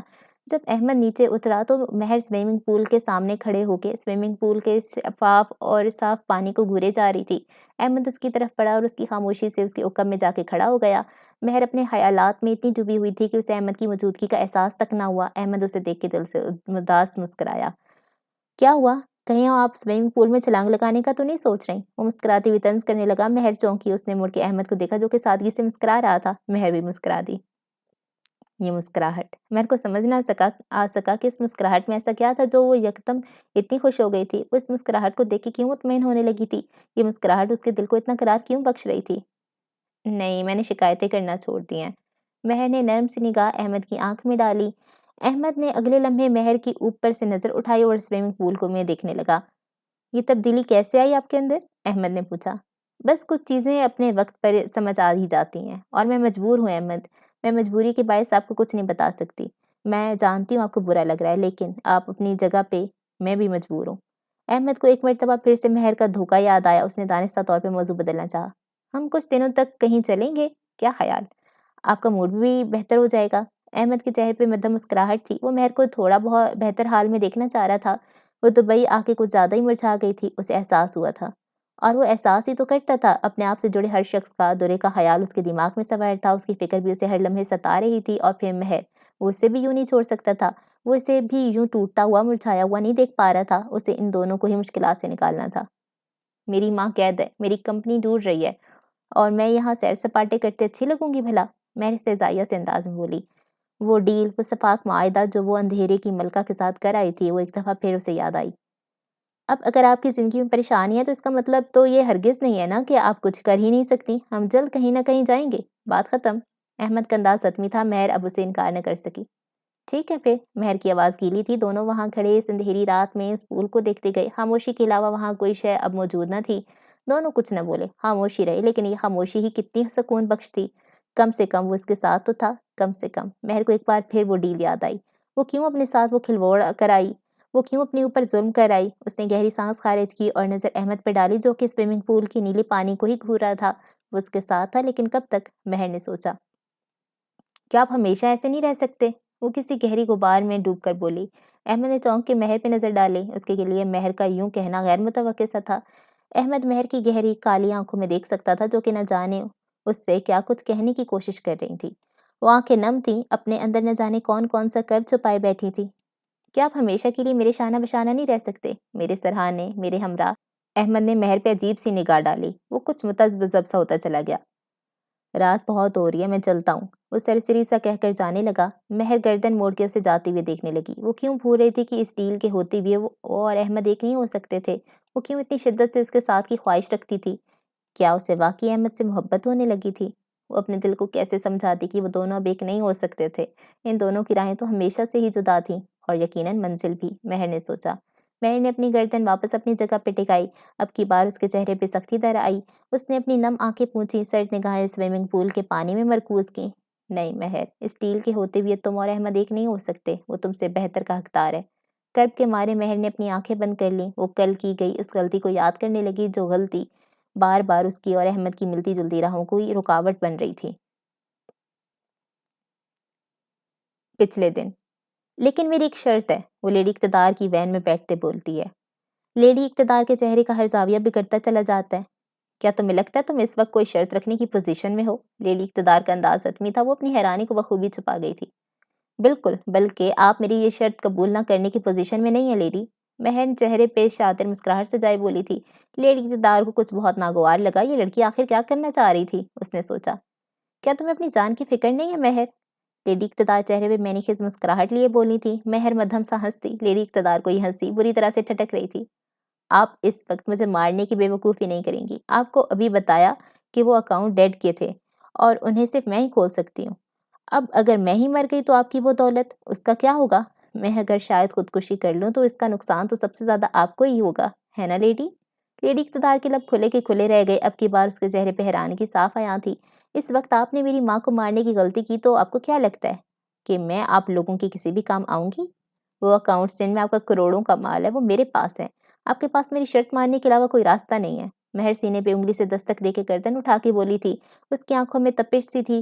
اب اس نے لیڈی کی اقتدار کی اوپر سے نظر ہٹائی۔ لیڈی اقتدار کو تپ چڑھنے لگی تھی۔ وہ یہ تو جان گئی تھی کہ یہ لڑکی اتنی آسانی سے دبنے والی نہ تھی۔ ٹھیک ہے، بتاؤ۔ لیڈی اقتدار کا انداز عام تھا۔ آپ کے لیے سب سے بڑی رکاوٹ احمد ہے، میں یہ تو جان چکی ہوں۔ مجھے یہ بھی انداز ہے کہ آپ لوگوں کو اس کا اور میرا ساتھ اچھا نہیں لگتا۔ آپ لوگ ڈرتے ہیں کہ وہ میرے ذریعے آپ تک پہنچ کے آپ لوگوں کو تباہ نہ کر دیں۔ چلے، میں یہ مسئلہ حل کر دوں گی۔ دبئی سے واپس آ کے میں اس بات کو یقینی بناؤں گی کہ وہ میرے آس پاس بھی نہ بھٹکے، مگر اس کے بدلے آپ کو میرے اوپر جتنا بھی قرض ہے وہ معاف کرنا ہوگا۔ لیڈی اقتدار کی آنکھوں میں بے یقینی اتر گئی۔ یہ ناممکن تھا، یہ لڑکی حد سے زیادہ بڑھ گئی تھی۔ وہ قرضہ، وہ تو ان کی ہیروں کی کنجی تھا۔ قرضے سے ہاتھ دھو بیٹھنا ہیرو سے ہاتھ دھونے کے مترادف تھا۔ تمہارا دماغ تو نہیں خراب ہے؟ لیڈی اقتدار غصیلی آواز میں بولی تھی۔ اس لڑکی نے ان کا پیمانہ لبریز کر دیا تھا۔ اگر وہ قرضہ معاف کیا تو ہمیں وہ ہیرے کون لا کے دے گا؟ لیڈی اقتدار کی نسیں بھڑکنے لگیں۔ جھری زدہ چہرے پہ تناؤ پھیل گیا۔ مہر کے چہرے پہ مسکراہٹ ہنوز برقرار تھی۔ آپ کے کاروبار کو احمد سے خطرہ ہے لیڈی، کچھ پانے کے لیے کچھ کھونا تو پڑتا ہے۔ یہ قرضہ معاف کروائے بغیر تو میں دبئی نہیں جانے والی۔ مجھے نہیں لگتا کہ آپ میرے ساتھ کوئی زبردستی کر سکتی ہیں۔ لیڈی اقتدار تھم گئی۔ وہ کیا کہتی کہ وہ اس کی ماں کو مار دیتی؟ کبھی نہیں لیڈی، یہ ڈیل ہم کبھی نہیں کر سکتے۔ کان میں لگے ہیڈ فون سے لیڈی اقتدار کو دورانی کی خشک آواز سنائی دی۔ گاڑی میں لگے مائکرو فون کے ذریعے وہ سنابل میں ہی بیٹھ کے ساری گفتگو سن رہا تھا۔ وہ بھی مہر کے اس رد عمل کی دور دور تک امید نہیں کر رہا تھا۔ لیڈی اقتدار کسی گہری سوچ میں تھی۔ اس کا دماغ تیزی سے کام کرنے میں کوشش کر رہا تھا۔ منظور ہے، لیڈی اقتدار بولی۔ مہر کے چہرے پہ فاتحانہ مسکراہٹ بکھری۔ یہ آپ نے کیا کر دیا لیڈی؟ کان میں لگے ہیڈ فون سے دورانی کی آواز گونجی۔ ٹھیک ہے، میں آج شام تک آپ کے لائر سے ملنا چاہوں گی۔ قرضہ کا یہ معاملہ آج کے آج ہی اپنے اختتام کو پہنچ جانا چاہیے، حتمی انداز میں کہہ کے مہر نے دوستی کا ہاتھ آگے بڑھا دیا۔ لیڈی اقتدار نے اپنا جھری زدہ ہاتھ مہر کے ہاتھ سے ملایا۔ وہ بھی اب مدھم سا مسکرا رہی تھی۔ مہر گاڑی سے اتر کے ایک دفعہ پھر اپنے قصر جانے لگی۔ لیڈی اقتدار اب گاڑی میں اکیلی تھی۔ آپ کو یہ ڈیل نہیں کرنی چاہیے تھی، دورانی خائف ہو کے بولا، جبکہ لیڈی اقتدار پرسکون تھی۔ نہیں، ہم نے کچھ غلط نہیں کیا، وہ ہمارے اور بھی کام آئے گی دورانی، اور اب میں اسے اپنے ساتھ دیکھنا چاہتی ہوں۔ میں اسے اب ہمارے شانہ بشانہ چلتے خطرناک اور مشکل فیصلے لیتے دیکھنا چاہتی ہوں۔ وہ احمد کے ساتھ نہیں، ہمارے ساتھ، ہماری ٹیم کا حصہ بن کے زیادہ اچھی لگے گی دورانی۔ وہ اس کاروبار کے لیے بہت منافع بخش ثابت ہوگی۔ یہ لڑکی جرائم کی دنیا میں حکومت کرنے کے لیے بنی ہے، جرائم کی دنیا میں اپنا نام بنانے کے لیے ہی بنی ہے۔ یادوں کا سلسلہ تمام ہوا۔ وہ سوئمنگ پول کے پاس کھڑی اب رونے لگی، بغیر آواز کے۔ اس کے وجود کے ساتھ گہرا پچھتاوا چمٹ گیا۔ کاش وہ معاہدہ تم نے نہ کیا ہوتا مہر، وہ گیلی آواز لیے بولی تھی۔ پچھتاوے کے علاوہ اب کچھ نہ رہا تھا۔ تحریک حرر فاؤنڈیشن کا آفس، اسلام آباد۔ ستمبر کا مہینہ چل رہا تھا۔ اسلام آباد کا موسم آج کل کافی خوشگوار رہتا تھا۔ وقتاً فوقتاً بوندا بارش بھی برسنے لگ جاتی تھی۔ تحریک حرر فاؤنڈیشن کی عمارت کے سامنے والی روڈ پہ فی الحال گیلی تھی۔ آسمان پہ ہلکے سرمئی بادلوں کا بسیرا تھا۔ حرر کے تمام افراد صبح ہی صبح آفس میں جمع ہو گئے تھے۔ اس وقت تمام امپلائیز حرر کے بینکر میں موجود تھے۔ ڈیسک پہ لیپ ٹاپ رکھا تھا جس کے پیچھے 4 کرسیاں تھیں۔ راحیلہ، مناج، حسام اور درفشاں کرسیوں پر براجمان تھے۔ حرر کے باقی امپلائیز پیچھے کھڑے سب دیکھ رہے تھے۔ لیپ ٹاپ فی الحال بند تھا اور مناج اسے کھولنے ہی لگی تھی۔ حسام کی ویڈیو بھی وائرل ہو گئی۔ حرر کا پیغام اب اور بھی زیادہ پھیلنے لگا ہے، یہ بھی ایک کامیابی ہے، مناج نے لیپ ٹاپ کھولتے سب کو بتایا۔ لیپ ٹاپ اب کھل گیا تھا۔ مناج نے سافٹ ویئر کھول کے کیمراز کے ساتھ کنیکشن قائم کرنے کی کوشش کی۔ سب دل ہی دل میں دعا کرے تھے کہ امارہ کے کوڈ پہ لگے ان بٹنز کے ساتھ کنیکشن قائم ہو جائے۔ مجھے ڈر ہے یہ لڑکی سب سمجھ نہ جائے۔ درے کچھ بے چین سی تھی۔ اب اگر وہ لڑکی سب جان جائے گی تو ان کی ساری محنت مٹی میں۔ وہ سوچ سوچ کے مضطرب ہوئے جا رہی تھی۔ دیکھتے ہیں، مناج نے کہا، اور جو ہی کیمراز کا سگنل بھی مل گیا، لیپ ٹاپ ان مائکروسکوپک کیمراز سے کنیکٹ ہو گیا تھا۔ سب نے سکون کی سانس خارج کی۔ کھیل بالآخر شروع ہو گیا تھا۔ لیپ ٹاپ پہ امارہ کے سامنے والا منظر نظر آ رہا تھا۔ وہ کسی ٹیکسی میں سوار تھی۔ چلو جی، اٹس شو ٹائم۔ پورے ہجوم میں درفشاں سب سے زیادہ پرجوش نظر آتی تھی۔ کچھ دیر کے سفر کے بعد امارہ کی ٹیکسی عافیت زندگی کی عمارت کے باہر رکی۔ وہ اب عافیت زندگی کی عمارت میں داخل ہوئی۔ سب غور سے اس منظر کو دیکھ رہے تھے۔ امارہ اپنی اٹینڈنس لگوانے نیلوفر کے کمرے میں گئی۔ یہ کون ہے؟ درفشاں نے پوچھا۔ اس کے لیے نیلوفر کا چہرہ معیوب تھا۔ نیلوفر، عبداللہ سلطان کی بیوہ، اسام نے سرد سے لہجے میں جواب دیا۔ ایک دفعہ پھر سے سب کی نظریں اسکرین پہ مرکوز تھیں۔ 15 منٹ میں ہال پہنچو۔ امارہ، لیڈی اقتدار نے تمام نرسز اور ڈاکٹرز کو ہال میں مطلوب کیا ہے۔ نیلوفر سرد سے انداز میں کہتی ہوئی کھڑی ہوئی۔ اس نے ڈیسک سے کچھ فائل سمیٹی اور باہر جانے لگی۔ کس ہال کی بات کر رہے ہیں؟ درفشاں نے پوچھا۔ دیکھنے تو دو درے۔ مناج کچھ چڑ سی گئی تھی۔ درے اب بالکل چپ ہو گئی۔ جی میم، کچھ خاص کیا ہے کیا؟ امارہ نے پوچھا۔ آواز میں گھبراہٹ تھی۔ عموماً جب بیسمنٹ کے ہال میں سب کو جمع کیا جاتا تو کوئی بری خبر ان کے سروں پہ پھوڑی جاتی تھی۔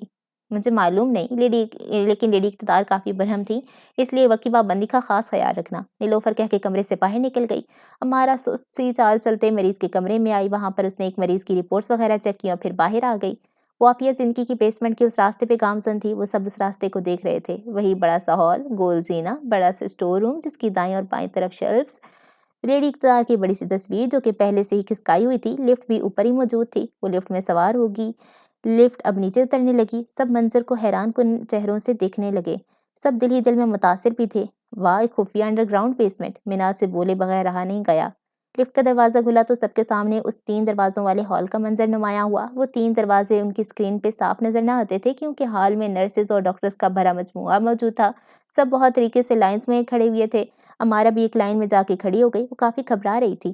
ان قطاروں کے اس پار لیڈی اقتدار ہاتھ پشت پہ بندی کھڑی تھی۔ یہ بالکل ایسا ہی منظر تھا جیسے کسی اسکول کی اسمبلی کا ہوتا ہے، بچوں کی جگہ پہ یہ سارے نرسز اور ڈاکٹر کھڑے تھے اور پرنسپل کی جگہ پہ لیڈی اقتدار اور اس کے برابر میں نیلوفر۔ ہال میں کانٹدار خاموشی پھیلی ہوئی تھی، کوئی بھی بات چیت نہیں کر رہا تھا۔ ہرر کے بینکر میں بیٹھے ہر فرد کا تجسس بڑھتا چلا گیا۔ سب آ گئے نیلوفر؟ لیڈی اقتدار نے نیلوفر کے کان میں سرگوشی کی۔ نیلوفر نے گردن اوپر نیچے ہلائی۔ لیڈی اقتدار کے پیچھے 2 بھاری جسامت والے مرد بھی کھڑے تھے۔ لیڈی اقتدار کی گردن مزید تن گئی، اس نے اپنے چہرے پہ برہمی طاری کی، وہ اب اپنے چیلوں کی فوج سے کلام کرنے کے لیے تیار تھی۔ آج اب سب لوگوں کو بھلا کیوں مدعو کیا گیا ہے؟ لیڈی اقتدار کی مغرور آواز حال میں گونجی۔ وہ ان قطاروں کے سامنے ہاتھ پشت پہ باندھے ٹہلنے لگی، چال میں وہی ملکہ والا روب تھا اور شان و شوکت بھی۔ کیونکہ آج مجھے معلوم پڑا کہ ہمارے درمیان ایک غدار موجود ہے، مگر یہ تو چلتا ہی رہے گا جب تک یہ کاروبار قائم ہے، تب تک ہمیں وقتاً فوقتاً چند کیڑے مکوڑے تو دکھتے ہی رہیں گے۔ ملکہ بے نیازی سے کہہ کے شانے اچکا گئی۔ ان کیڑے مکوڑوں کا کام کو چلنا ہمارا کام ہے۔ لیڈی اقتدار اب تھم کے سب کو دیکھنے لگی۔ ان کیڑے مکوڑوں کا خاتمہ کرنا ہمارا فرض ہے، اور آج میں تم سب کے سامنے اس ایک کیڑے کو ختم کر دوں گی تاکہ وہ تمہارے لیے عبرت بن سکے۔ آخر کار فقرہ لیڈی اقتدار نے چبا چبا کے ادا کیا۔ بھاری نسوانی آواز میں تپش کی آمیزش تھی، ہر نرس اور ڈاکٹر کا دل لرزنے لگا تھا، وہ لیڈی اقتدار کے زیر اثر مرعوب ہونے لگے تھے۔ لیڈی اقتدار نے ہاتھ بڑھایا تو نیلوفر نے اس کے ہاتھ میں ایک رسی تھما دی۔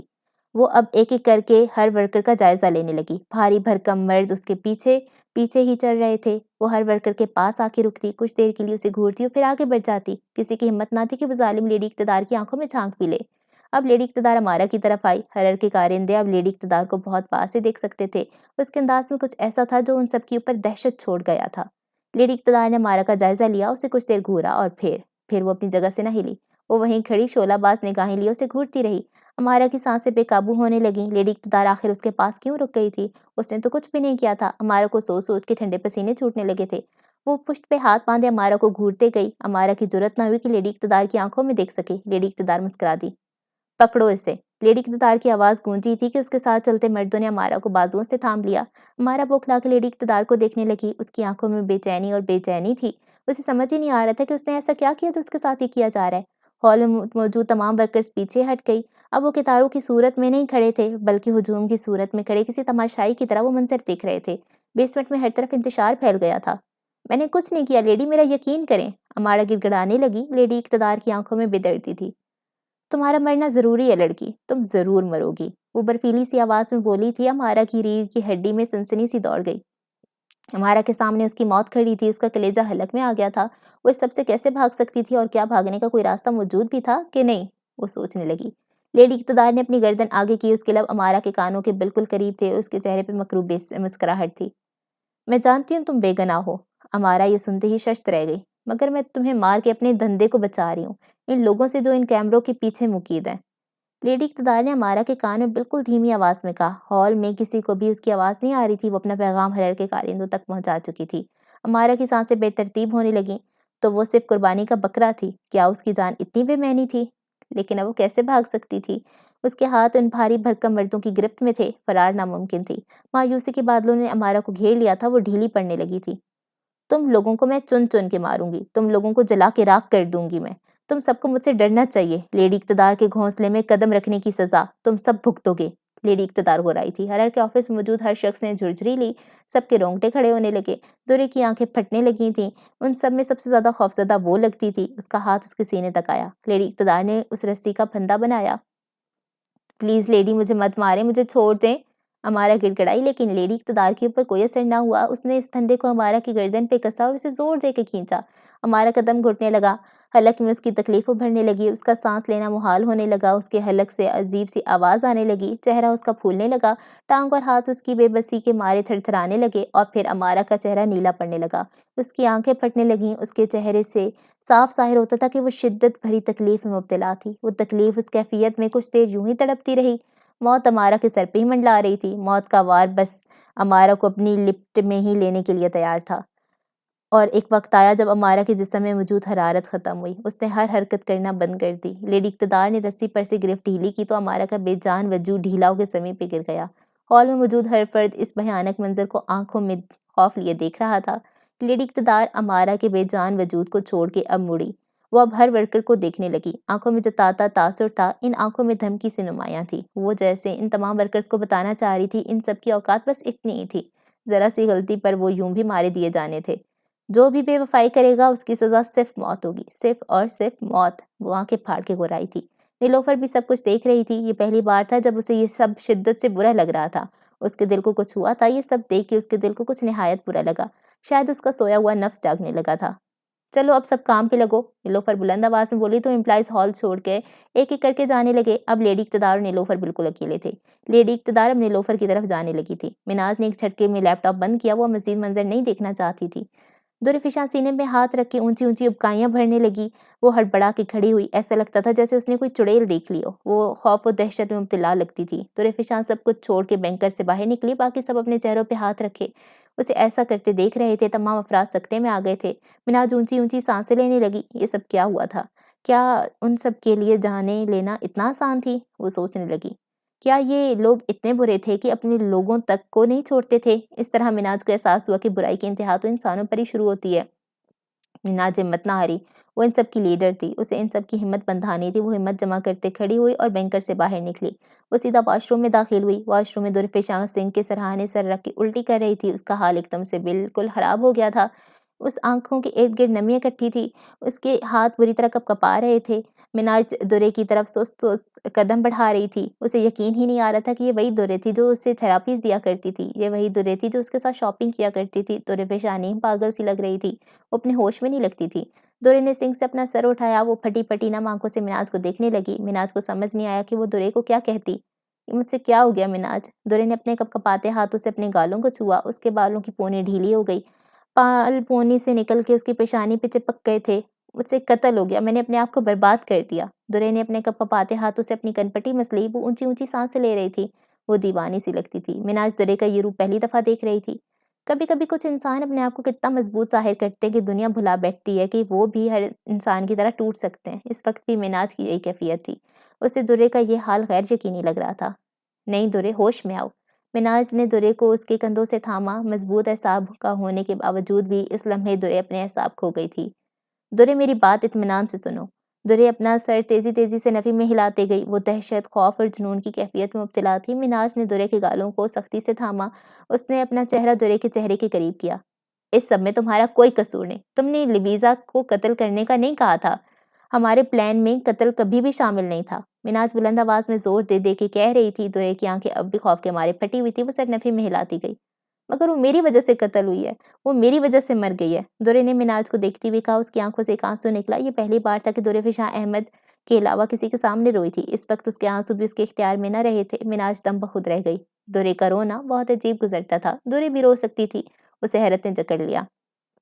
نہیں درے، ہوش کرو، تم نے کچھ غلط نہیں کیا، ہوش کرو۔ مناج کی سانسیں بھی پھولنے لگیں، اس کی آنکھیں بھی نم ہونے لگی تھی۔ اپنی بہترین دوست کا یہ حال اس کے اوپر گراں گزر رہا تھا۔ وہ اس کو کندھے سے دبوچ کے باہر لے آئی۔ باہر باقی سب درے اور مناج کو پریشان چہروں سے تک رہے تھے۔ مناج نے درے کو صوفے پہ بٹھا دیا۔ پانی لاؤ جلدی، مناج نے اونچی آواز میں کہا تو حسام نے جگ سے پانی نکال کے مناج کے حوالے کیا۔ حسام بہت پریشان لگ رہا تھا، درے کا یہ حال اس کے لیے بھی غیر یقینی سا تھا۔ میں قاتل بن گئی ہوں، درے نے بدحواسی کے عالم میں کہا۔ مناج نے درے کے منہ پہ پانی پھینکا تو درے نے جھٹکا لیا، اس کی کپکپاہٹ دم توڑ گئی، وہ جیسے نیند سے ایک دم جاگی تھی۔ تم نے کچھ نہیں کیا درفشاں، تم اس کی ذمہ دار نہیں ہو۔ درے کی کپکپاہٹ اب مکمل فنا ہو گئی، اب وہ ڈھیلی ہو کے صوفے پہ بیٹھ گئی۔ حرر میں موجود ہر فرد اب بھی سکتے میں تھا، سب نے اپنی آنکھوں کے سامنے قتل ہوتے دیکھا تھا۔ وہ سب یہ منظر جلد بھلانے والے نہ تھے۔ 2 दिन पहले दुर्फिशा लेडी इक़्तिदार के कसर के बाहर मौजूद थी। उसने बाल पोनी टेल में बांधे थे, चेक्स वाली शर्ट के नीचे जीन्स की स्कर्ट पहनी हुई थी, स्पोर्ट शूज़ पहने वो पुरएतमाद अंदाज में गार्ड की तरफ बढ़ी। लेडी से कहो, तहरीक हरर से उनका खास मेहमान आया एक अहम खबर लेकर।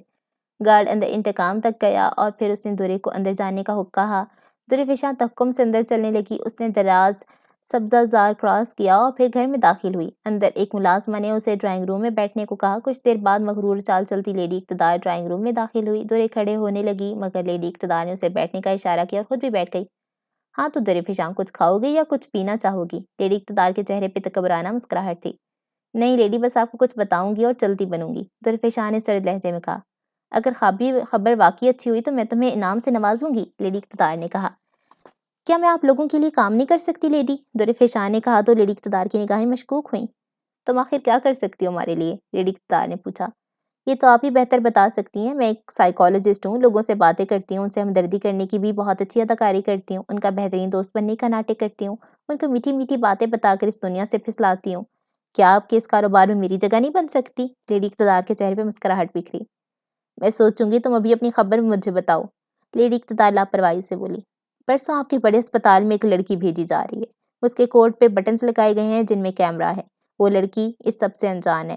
ये हमने उसके लिए किया था ताकि हम आपके अस्पतालों में घुस के कुछ कीमती इकट्ठा कर सकें। क्या ये खबर आपकी शायान शान के मुताबिक है लेडी? लेडी इक़्तिदार के चेहरे पे सख्ती दर आई। उसे हरर वालों से बेतब चढ़ने लगी। उन सब की ये मिजाल सोचते हुए लेडी इक़्तिदार ने हाथों की मुट्ठी बनाई। तुम्हारा बहुत शुक्रिया। तुम्हारा इनाम तुम्हारे बैंक अकाउंट में जमा हो जाएगा। मेरी कॉल का अब तुम इंतज़ार करना। मुझे लगता है हमारे पास तुम्हारे लिए काम है। दुर्फिशा के चेहरे पे सर्द मुस्कुराहट बिखरी। अपना बैग उठाते वो खड़ी हुई और घर से रुखसत हो गई। हाल की लेडी इक़्तिदार नीलोफर के साथ इस हाल में मौजूद थी। नीलोफर के चेहरे पे अभी नागवारी उभरी हुई थी। उसे ये सब इस वक्त बहुत बुरा लग रहा था। आपने कहा था कि वो नर्स इन कैमरास के बारे में लाइल्म थी।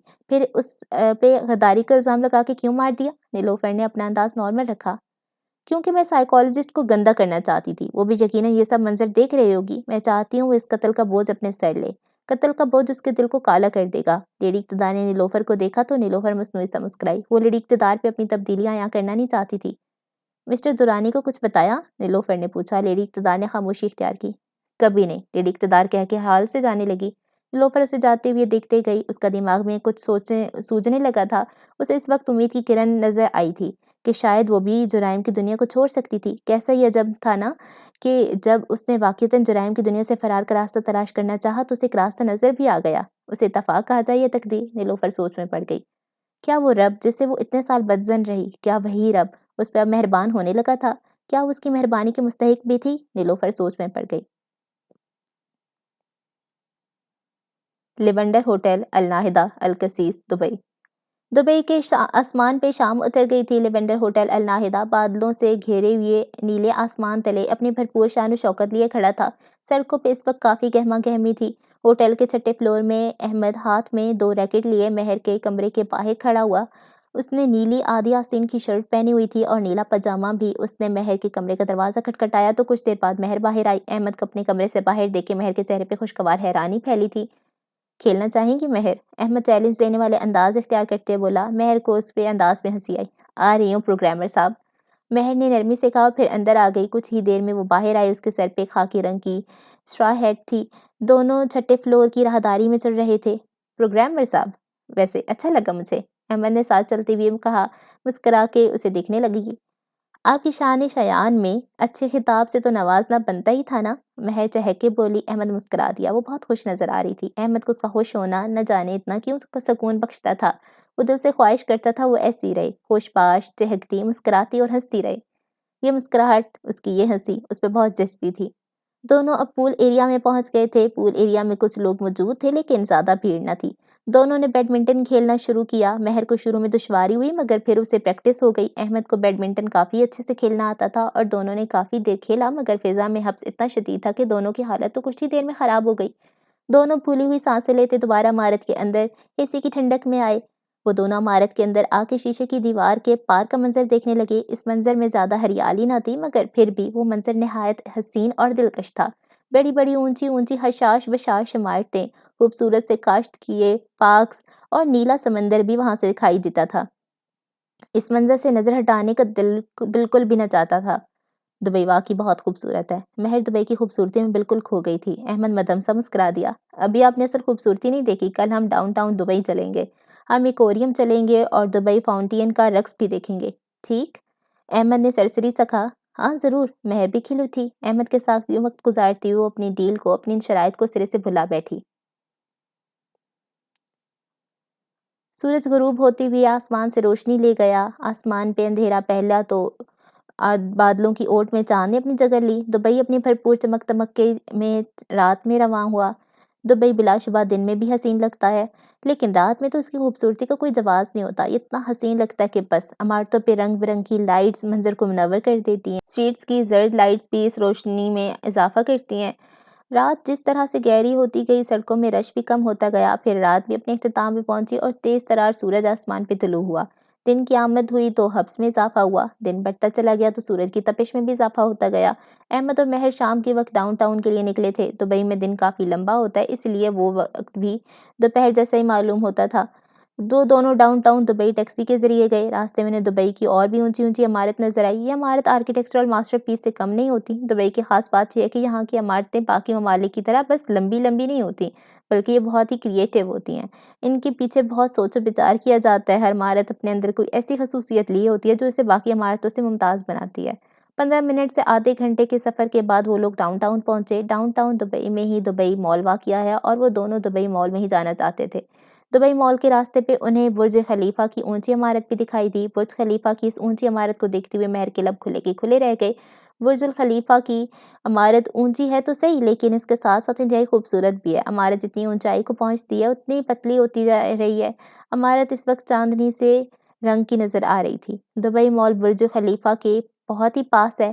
دبئی مال دنیا کا سب سے بڑا مال ہے اور یہ انتہائی جدید ہے۔ اس کی ایک طرف تو پانی جو کہ نہایت نیلا اور شفاف ہے۔ یہ پانی وقتاً فوقتاً گانوں کی گیت میں رقص کرتا ہے۔ احمد اور مہر بھی یہ رقص دیکھنے کا ارادہ رکھتے تھے، لیکن رات کے وقت، کیونکہ رات کے وقت ہی اس کی خوبصورتی اپنی انتہا پہ ہوتی ہے۔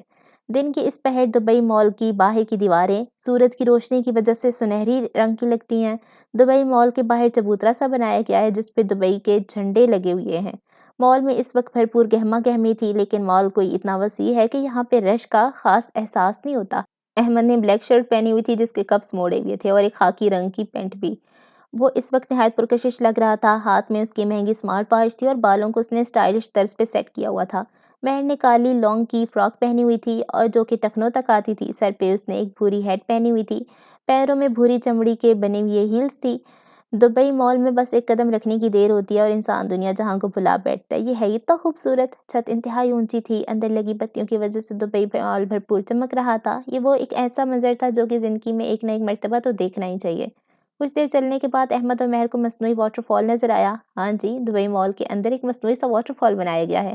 واٹر فال گولائی میں بنا ہوا ہے۔ سیفٹی کے لیے واٹر فال سے پہلے ریلنگ لگائی گئی ہے۔ احمد اور مہر اس واٹر فال کو دیکھ رہے تھے۔ لائٹنگ کی وجہ سے واٹر فال چاندنی سے رنگ کا لگتا تھا، مسحور کن اور دل فریب۔ زیادہ امیدیں نہیں لگائیے گا، ہم صرف ایکویریم دیکھنے آئے ہیں۔ واٹر فال کو دیکھتے ہوئے احمد نے مہر کے کان میں سرگوشی کی۔ فکر نہ کریں، مجھے شاپنگ کا زیادہ شوق نہیں، مگر میں ونڈو شاپنگ تو کر ہی سکتی ہوں نا؟ مہر نے معصومیت سے پوچھا۔ احمد نے کوئی جواب نہ دیا، بس مختصر سا مسکرا دیا۔ واٹر فال کو کچھ دیر دیکھنے کے بعد جب دل بھر گیا تو مہر احمد کے ساتھ سٹورز کا جائزہ لینے لگی۔ یہاں سٹورز کی تو کوئی کمی نہیں تھی۔ انٹرنیشنل ایک سے بڑھ کے ایک برانڈ یہاں پہ پایا جاتا تھا۔ کپڑے، جوتے، بیگ، گھڑیاں، سب کچھ بہترین کوالٹی کا تھا۔ سب کچھ ویسا ہی تھا جیسے تصویروں میں دکھایا جاتا ہے، بالکل، بلکہ اس سے بھی زیادہ کہیں حسین۔ مہر سٹورز میں جا کے چیزوں کو دیکھنے لگی۔ اگر وہ پرانی والی مہر ہوتی تو اس سب میں سے بہت کچھ بآسانی خرید سکتی تھی، مگر خیر، اس نے شکایتیں کرنا چھوڑ دی تھیں۔ اس نے بس ہر چیز کو دیکھ ہی اپنا دل بہلا لیا۔ اب ایکویریم چلتے ہیں، وہ احمد کے ساتھ چلتے بولی تھی۔ احمد بس مہر کو دیکھتا رہ گیا۔ اس نے پہلی دفعہ مہر کو اتنا خوش و خرم دیکھا تھا۔ اس کی آنکھوں میں ایسی چمک تھی جو کہ آج سے پہلے اس نے مہر میں نہیں دیکھی تھی۔ دل کا ایک کونا خواہش کرتا تھا کہ وہ اس طرح سے ہمیشہ خوش و خرم رہے، وہ یوں ہی چمکتے دمکتے رہے۔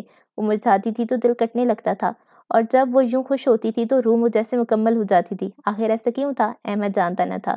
دونوں اب ساتھ چلتے ہوئے ایکویریم تک پہنچے۔ وہ دیوار جتنا اونچا اور بڑا چکور سا ایکویریم تھا، وہ بہت اونچا تھا، بہت زیادہ۔ وہاں بڑی سے بڑی اور چھوٹی سے چھوٹی مچھلی موجود تھی۔ اندر کورل ریف اور سمندر کی دیگر پودے موجود تھے۔ پانی بالکل شفاف اور نیلا تھا، مچھلیاں بڑے مزے سے تیر رہی تھیں۔ مچھلیوں کا ایک جھنڈا احمد اور مہر کی طرف آیا۔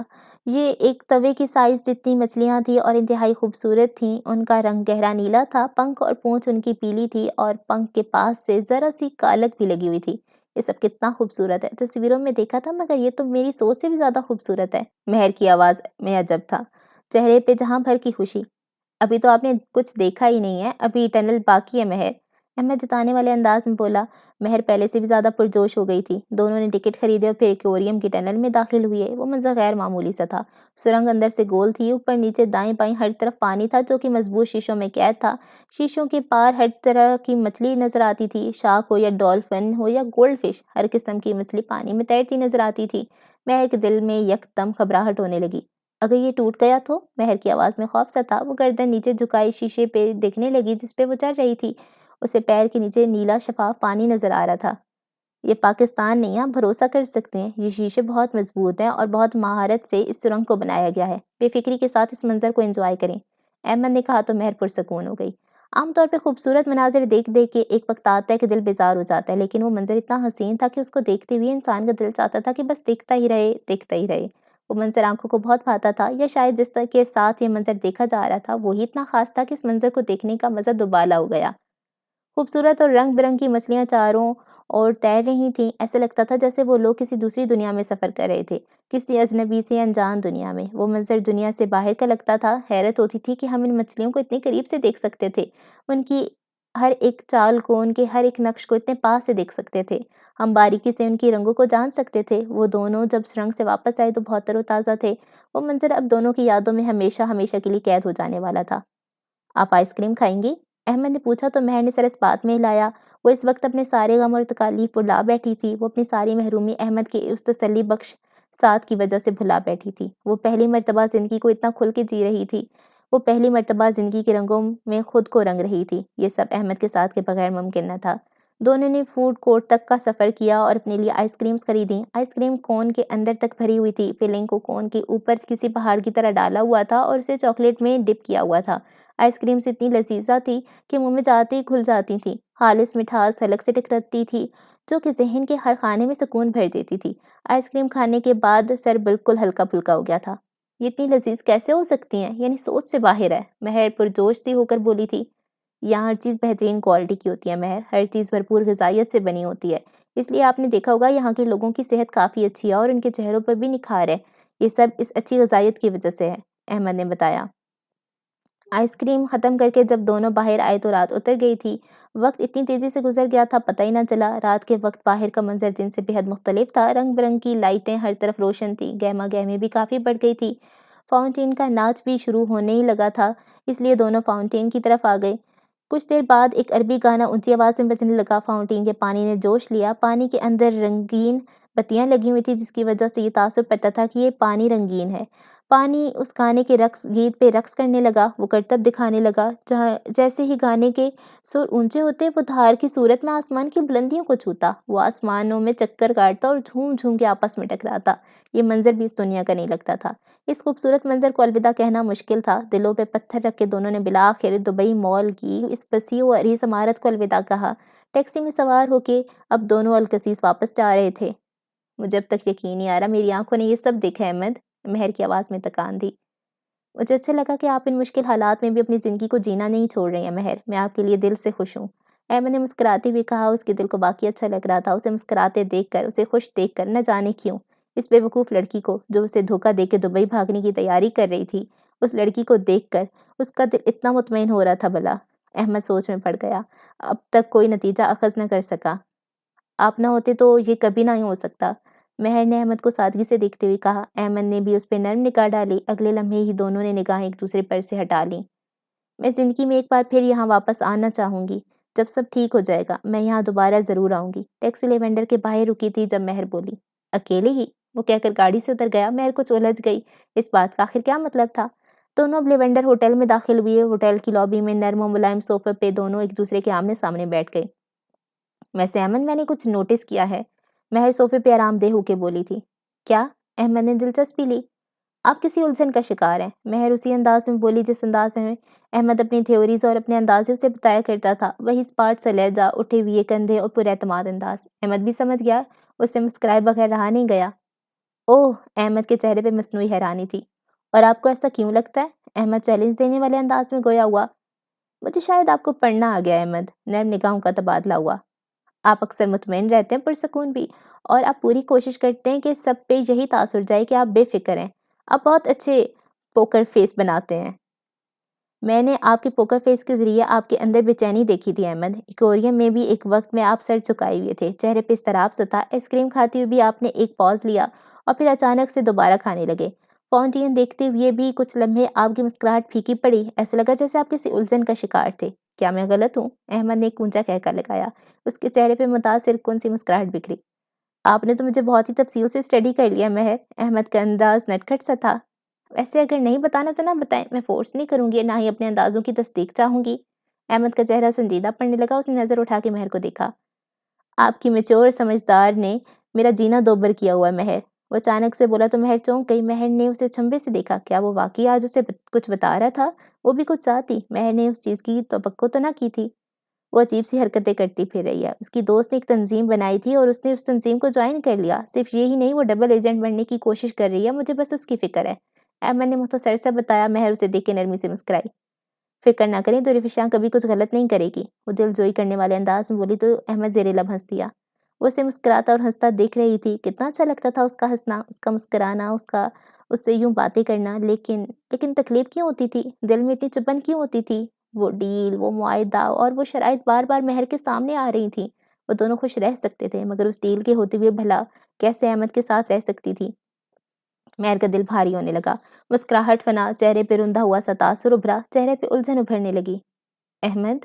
اس کی آواز لڑکھڑائی تھی۔ احمد نے ہنسی روک کے نظر مہر پہ ڈالی۔ کیا ہم، میں اور آپ؟ مہر کی آنکھیں نم پڑنے لگیں۔ احمد اس کی آنکھوں میں جھانک رہا تھا۔ کیا ہم دونوں ہمیشہ کے لیے یوں نہیں رہ سکتے؟ ایک دوسرے کی خوشیوں میں خوش، غموں میں غم زدہ، ایک دوسرے کا کندھا، یوں ہی شانہ بہ شانہ، ایک دوسرے کے ہمراہ۔ کیا ہم یہ زندگی کا سفر ایک ساتھ نہیں گزار سکتے احمد؟ گیلا لہجہ، سادہ سودے سے الفاظ جن میں جذبات بھرے پڑے تھے، ان الفاظ میں کہیں نہ کہیں محرومی بھی جھلکتی تھی۔ احمد بس اسے دیکھتا رہا، چہرے پہ نہ حیرانی تھی نہ ہی بے یقینی، اس کے لیے جیسے یہ بالکل بھی غیر متوقع نہ تھا۔ اس کے چہرے پہ گہری مسکراہٹ نمودار ہوئی۔ وہ مسکراہٹ خود ہی میں بہت کچھ کہہ رہی تھی، بہت کچھ جو احمد اب تک بولا بھی نہ تھا۔ مہر بھی اس مسکراہٹ کو بھانپ چکی تھی، اس کی تاثیر کو سمجھ چکی تھی۔ وہ مسکراہٹ اقرار کی علامت تھی، احمد کی مہر کے لیے محبت کا اقرار۔ اس جھنجھٹ سے نکلنے دے مہر، وہ بس اتنا سا بولا۔ اتنا سا ہی بولنا مہر کو بہت کچھ بتا رہا تھا۔ وہ بھی اسے اپنا دل دے چکا تھا، وہ بھی اس کی خوشی میں خوش ہونا چاہتا تھا، اس کی غموں میں غمگین۔ وہ بھی اس کے ساتھ ہی زندگی کا یہ سفر پار کرنا چاہتا تھا، وہ بھی اس کی روح کو مکمل کرنا چاہتا تھا۔ احمد کھڑا ہوا، ایک دفعہ پھر سے اس نے مسکراتی ہوئے مہر کو دیکھا، مڑ کے وہ لفٹ کی طرف جانے لگا۔ مہر اسے لفٹ میں سوار ہوتا دیکھتے گئی، وہ جا رہا تھا۔ کاش وہ کچھ دیر اور رک جاتا، کاش۔ مہر کی آنکھیں نم ہوئیں۔ یہ کیسی محبت کی کہانی تھی جس کا آغاز ہی زوال کی پیشن گوئی سے ہو رہا تھا؟ یہ کیسی محبت کی کہانی تھی جو کہ ادھورا رہ جانے کے لیے ہی لکھی جا رہی تھی؟ اس ڈیل کے ہوتے ہوئے بھی وہ دونوں بھلا کیسے ایک دوسرے کے ہو سکتے تھے؟ مہر اس وقت یہی سوچے جا رہی تھی۔ احمد صبح سویرے ہی جاگ گیا تھا۔ اس نے اپنا سامان پیک کرنا شروع کیا۔ اب کی بار سارا سامان ترتیب سے رکھا، بیگ کندھے پہ لٹکا کے سوٹ کے ساتھ میں تھامے وہ ہوٹل کے کمرے سے باہر نکلا اور مہر کے کمرے کی جانب بڑھنے لگا۔ اس نے مہر کے کمرے کا دروازہ کھٹکھٹایا۔ کچھ دیر بعد مہر باہر آئی۔ وہ نیند کے زیر اثر تھی، لیکن احمد کو یوں دیار دیکھ کر وہ ایک دم بکھلا گئی۔ میں جا رہا ہوں، احمد نے مہر کو اطلاع دی۔ اتنی جلدی؟ مہر کو جیسے یقین نہیں آیا۔ ہاں، میں یہاں اپنی کمپنی کی رجسٹریشن کے لیے آیا تھا، سارا کام ہو گیا، بس اب ای میل کا انتظار ہے تو میں جا رہا ہوں۔ میری نئی نویلی کمپنی بھی ہے، میں اسے زیادہ دیر اکیلا نہیں چھوڑ سکتا، اس لیے میرا جانا ضروری ہے، احمد نے سادہ سے لہجے میں بتایا۔ ٹھیک ہے۔ مہر کے چہرے پہ اداسی نمایاں تھی۔ کیا وہ حسین لمحے اتنے مختصر سے تھے؟ اس نے سوچا۔ احمد نے اپنی جیب میں ہاتھ ڈالا، وہ جیسے کچھ تلاش کر رہا تھا۔ مہر اسے تعجب سے دیکھ رہی تھی۔ احمد نے پھر ایک لاکٹ اپنی جیب سے نکالا۔ لاکٹ دل کی شیپ کا تھا اور چاندنی سے بنا ہوا تھا، کافی خوبصورت اور نفیس تھا۔ وہ لاکٹ دیکھتے ہی مہر کی آنکھوں میں ستائش ابھری۔ کیا وہ اس کے لیے لایا گیا تھا؟ اس نے سوچا۔ ہیپی برتھ ڈے مہر، احمد سادگی سے بولا۔ مہر چونکی۔ آج واقعی اس کی برتھ ڈے تھی، 11 ستمبر۔ وہ حیران رہ گئی۔ مہر نے چہرے پہ بے یقینی لی، وہ لاکٹ اپنے ہاتھ میں تھاما۔ وہ احمد کو چہرے پہ عجب لیے دیکھنے لگی۔ آپ کو کیسے پتہ چلا؟ آواز میں خوشگوار حیرانی تھی۔ اس دن آفس کے لاکرز میں کچھ اور بھی کاغذات تھے، اس میں آپ کی برتھ ڈے لکھی ہوئی تھی، مجھے یاد رہ گئی۔ وہ مسکرایا۔ آپ یہ اچھا لگے گا مہر، اسے نہیں اتاریے گا۔ وہ ایسے بولا جیسے درخواست کرنا چاہ رہا ہو۔ وہ بڑے بڑے بول نہیں کہا کرتا تھا، وہ مشکل مشکل الفاظ کا استعمال کر کے لمبی تمہید باندھ کر بھی اسے تحفہ دے سکتا تھا، لیکن اس نے ایسا نہیں کیا۔ وہ ایک پریکٹیکل انسان تھا، اسٹریٹ فارورڈ اور ٹو دا پوائنٹ۔ وہ اپنے افعال سے اپنی محبت کا اظہار کرنا جانتا تھا۔ یہ نہایت حسین ہے احمد۔ مہر کی آنکھیں نم پڑیں۔ یہ تحفہ اس کی طرف سے دیا جانے والا پہلا تحفہ تھا۔ کیا ممکن تھا یہ تحفہ آخری بھی ہو؟ میں اسے کبھی نہیں اتاروں گی۔ احمد نے سر اس بات میں لایا اور گردن جھکا لی۔ وہ اب جانے لگا۔ جلد ہی وہ اس کی نظروں سے بھی اوجھل ہو گیا۔ وہ دبئی سے جانے لگا تھا۔ پاکستان پہنچنے کے بعد مہر کو احمد سے قطع تعلق کرنا تھا۔ اسے وہ ڈیل یاد تھی، لیکن کیسے؟ محبت میں اتنا آگے نکل جانے کے بعد اب اسے ایسے کیسے چھوڑ دے؟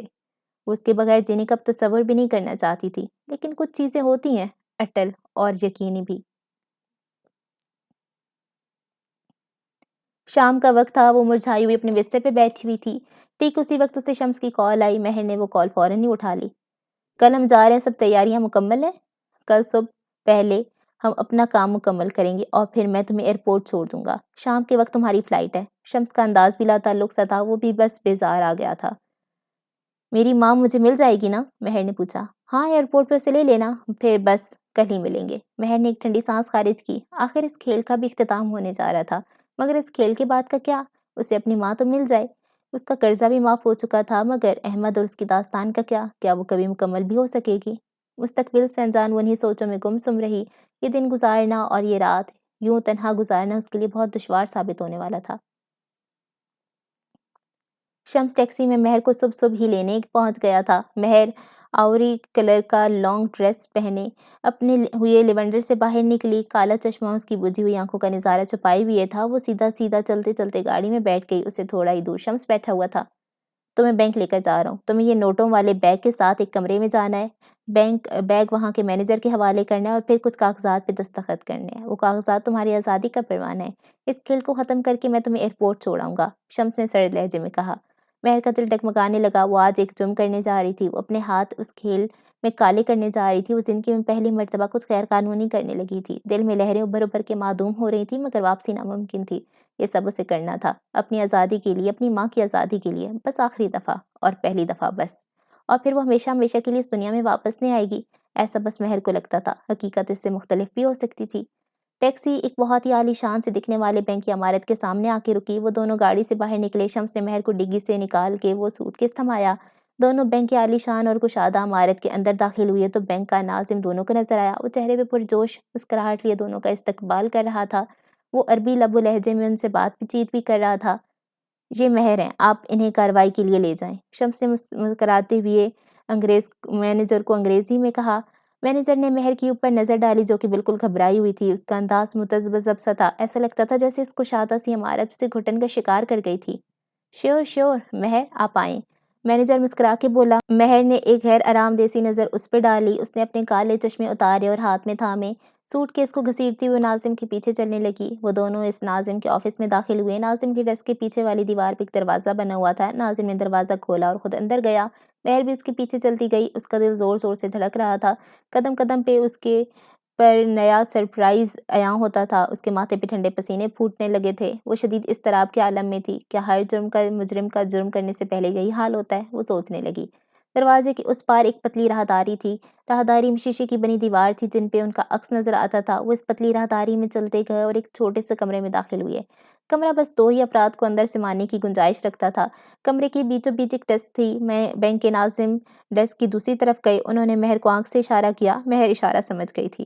مہر نے سوٹ کیس ٹیبل پہ رکھا۔ اس کا دل اب اور بھی زور سے دھڑکنے لگا تھا۔ دل جیسے اچھل اچھل کے اس کے حلق میں آ رہا تھا۔ دل کی گہرائیوں سے ایک آواز آ رہی تھی کہ وہ یہ چھوڑ کے بھاگ جائے۔ ابھی بھی وقت ہے مہر بنت عبداللہ سلطان، یہ سب چھوڑ کے بھاگ جاؤ۔ مگر وہ اپنے دل کی تمام آوازوں کو نظر انداز کرتے گئی، ٹھیک اسی طرح جیسے 6 سال پہلے نیلوفر نے کی تھی۔ کیا وہ بھی دوسری نیلوفر بننے جا رہی تھی؟ بینک مینیجر نے سوٹ کیس کھولا تو اس میں ڈھیر سارے نوٹ تھے۔ اس کے چہرے پہ کھسیانی مسکراہٹ بکھری۔ اس نے سوٹ کیس بند کر کے نیچے رکھا اور مہر کے سامنے کچھ پیپرز رکھے اور پین بھی۔ اب دستخط کرنے کا وقت تھا۔ مہر کے ماتھے پہ ٹھنڈے پسینے آنے لگے۔ اسے نہیں لگا وہ یہ نہیں کر سکے گی۔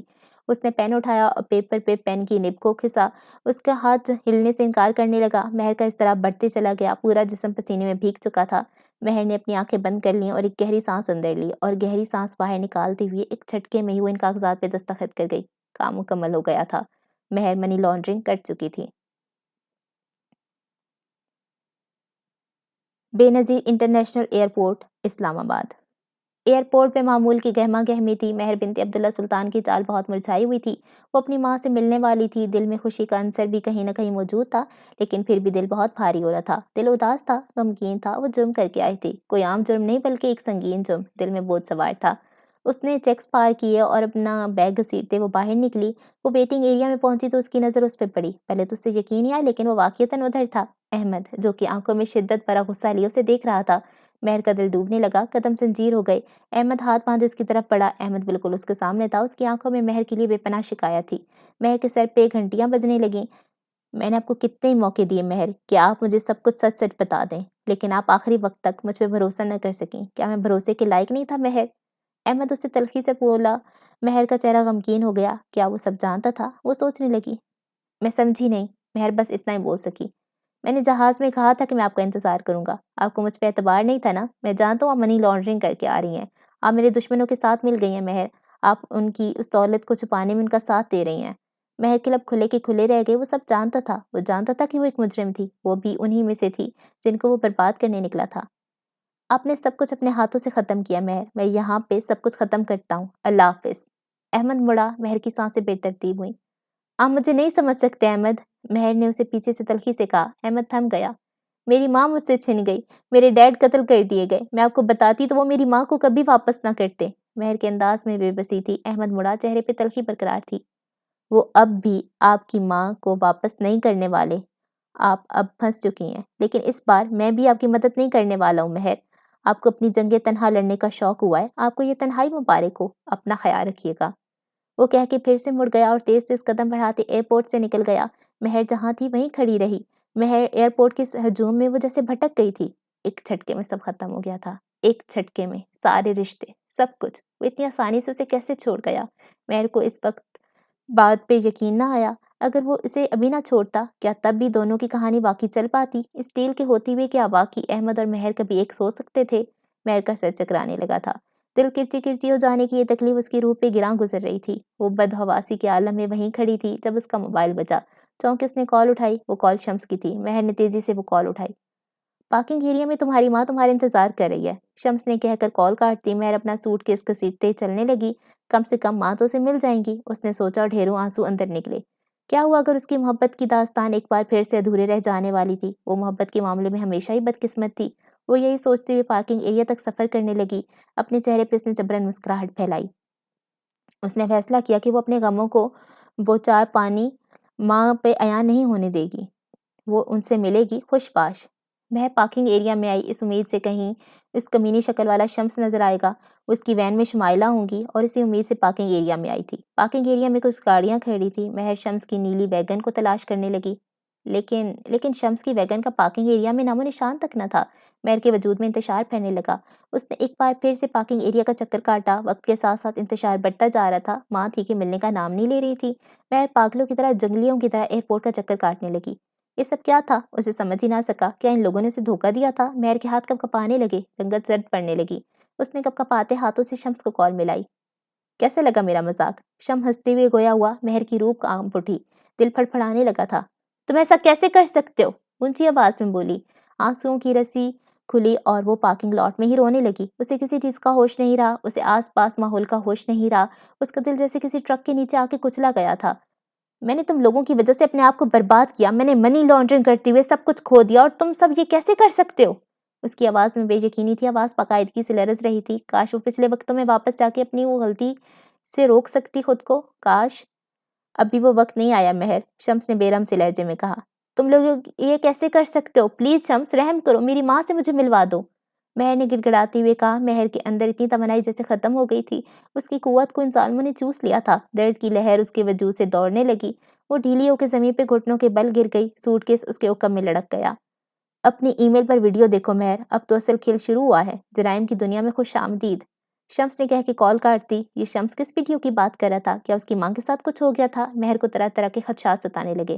اس نے کپکپاتے ہاتھوں کے ساتھ موبائل کان سے جدا کیا، اپنی ای میل کھولی۔ ای میل پہ شمس نے ایک ویڈیو بھیجی تھی۔ مہر کے دماغ میں ایک خطرے کی گھنٹی بجنے لگی۔ مہر نے وہ ویڈیو پلے کی۔ اس کی آنکھ خوف کے مارے پھٹنے لگی، لب کھلے کے کھلے رہ گئے۔ اس نے جو دیکھا اس پہ اسے خود بھی یقین نہ آ سکا۔ وہ بار بار اس ویڈیو کو پلے کرتے گئی۔ کاش یہ کوئی خواب ہو، بس ایک خواب۔ وہ ویڈیو کاش حقیقت نہ ہو، کاش۔ اس ویڈیو مہر کی فوٹیج تھی، منی لانڈرنگ کرتی بھی ہے۔ وہ کس طرح سے بینک کے مینیجر کو پیسے دے رہی تھی، وہ کس طرح سے کاغذات پہ دستخط کر رہی تھی۔ ویڈیو میں سب نمایاں تھا۔ ویڈیو اس اینگل سے بنائی گئی تھی کہ صرف مہر کا چہرہ ہی نمایاں تھا، بینک مینیجر کا چہرہ واضح نہ تھا۔ مہر دم بخود رہ گئی تھی۔ وہ گھٹنوں کے بل اس طرح سے بیٹھی رہی، اس کا وجود کرچی کرچی ہو گیا تھا۔ وہ اس طرح سے توڑ دی گئی تھی کہ جڑنے کا کوئی امکان بھی نہ بچا تھا۔ وہ برباد ہو گئی تھی، اس کا گوشہ گوشہ جکڑا گیا تھا۔ وہ ایک کرمنل تھی، ایک آفیشل کرمنل، اور وہ ویڈیو اس کے مجرم ہونے کا جیتا جاگتا ثبوت تھی۔ مہر کو اپنا آپ خالی خالی سے لگا۔ اسے لگا جیسے اس اندیکھی زنجیروں نے اسے جکڑ لیا تھا، اندھیری کالی زنجیروں نے، جو شیطانی قوتیں اپنے اندر سموئے ہوئی تھیں۔ اس قید سے فرار مہر کو ناممکن لگ رہا تھا۔ پچھلی رات عافیہ زندگی کی بیسمنٹ میں واقع سفید ملاقاتی کمرے میں درانی اور لیڈی اقتدار بیٹھے ہوئے تھے۔ لیڈی اقتدار اپنی دائیں ہاتھ کی انگلی پہ لگی انگوٹھی کو اپنی بائیں ہاتھ سے گھما رہی تھی۔ اس کی آنکھوں میں سوچ کا تاثر تھا، وہ گہری سوچ میں لگتی تھی۔ دوسری طرف درانی ہاتھ میں سگار پکڑے سگار کے کش بھرتا دکھائی دیتا تھا۔ اس نے سگار کا کونا اپنے لبوں سے لگا کے کش اندر بھرا اور ڈھیروں سارا دھواں باہر نکالا۔ میٹھی سی خوشبو فضا میں مغموم تھی۔ کیا مہر کی ماں کو رہا کر دینا چاہیے درانی؟ لیڈی اقتدار اسی بارے میں سوچ رہی تھی۔ درانی نے سگار کا ایک اور کش بھرا اور دھواں باہر نکالا۔ مجھے نہیں لگتا یہ کچھ زیادہ ہی جلدی ہوگا۔ درانی کا انداز لاپرواہ تھا۔ لیڈی اقتدار نے سر اونچا نیچے ہلایا۔ پھر کب؟ لیڈی اقتدار بولی۔ ہمیں اسے تب چھوڑنا چاہیے جب وہ جرائم کرتے کرتے اس مرحلے پہ آ جائے کہ وہ اپنے جرائم پر پردہ ڈالنے کے لیے کسی بھی حد تک جانے کے لیے تیار ہو جائے، یہاں تک کہ جرائم کرنا اس کے لیے ایک معمولی بات بن جائے۔ تب اس کی ماں کو آزاد کرنے کا بہترین وقت ہوگا۔ لیڈی اقتدار غور سے درانی کی بات سنتے گئیں، چہرے پہ شیطانی مسکراہٹ بکھری۔ بہترین؟ میں خیز سے انداز میں کہتے کھڑی ہوئی۔ شیطانی نظروں کا تبادلہ ہوا۔ درانی اپنائیت سے مسکرا کے سر کو خم گیا۔ ملکہ اپنا فیصلہ بنا چکی تھی، مہر کی ماں فی الوقت آزاد نہیں کی جائے گی۔ اچھا جی، تو قسط نمبر 9 ختم ہو گئی ہے، اور یہ تو بہت لانگ ایپیسوڈ تھی۔ میں تو باقی تھک گئی ہوں، سر بھی درد کرے۔ اچھا، تو اس کا تھوڑا سا ریویو کر لیتے ہیں۔ ملے جلے تاثرات ہیں میرے۔ پہلے تو میں بہت زیادہ حیران ہوئی ہوں جب مجھے پتہ چلا ہے کہ شمس جو ہے وہ غدار ہے۔ اس نے ان کو بھی ہیرو کا جو تھا تو اس نے تبھی غداری کی تھی، وہ عبداللہ کو اس نے ہی کال کی تھی۔ یہ سب بالکل میرے مائنڈ سے نکل گیا تھا پوائنٹ کہ کسی نے عبداللہ کو بھی کال کی تھی، تو وہ پوائنٹ پھر میرے مائنڈ میں آیا کہ ہاں یہ شمس تھا، اچھا ٹھیک ہے۔ اور اس کی ویڈیو بھی احمد کے پاس ہے جی، صحیح ہے۔ احمد کے پاس نا مطلب سب کی ویک پوائنٹس ہیں، اتنا مجھے آئیڈیا ہوا ہے۔ یہ دشمنوں کو بہت اچھے سے جانتا ہے، جیسے اس کے پاس شمس کا ویک پوائنٹ ہے، اسی طرح اس کے پاس لیڈی اقتدار کا بھی ہوگا، تبھی تو لیڈی اقتدار اس کو مار نہیں سکتی، اس کو کسی کو حکم نہیں دیتی اس کو مارنے کا۔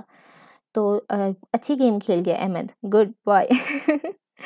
اور اگر بات کی جائے مہر کی، تو مہر کٹ پتلی ایک طرح کی بنی ہوئی ہے، اپنی طرف سے بڑا دماغ لگاتی ہے کہ ٹھیک ہے میرا قرضہ معاف کر دو۔ قرضہ تمہارے باپ نے لیا ہی نہیں ہے، تم وہ معاف کروا رہی ہو۔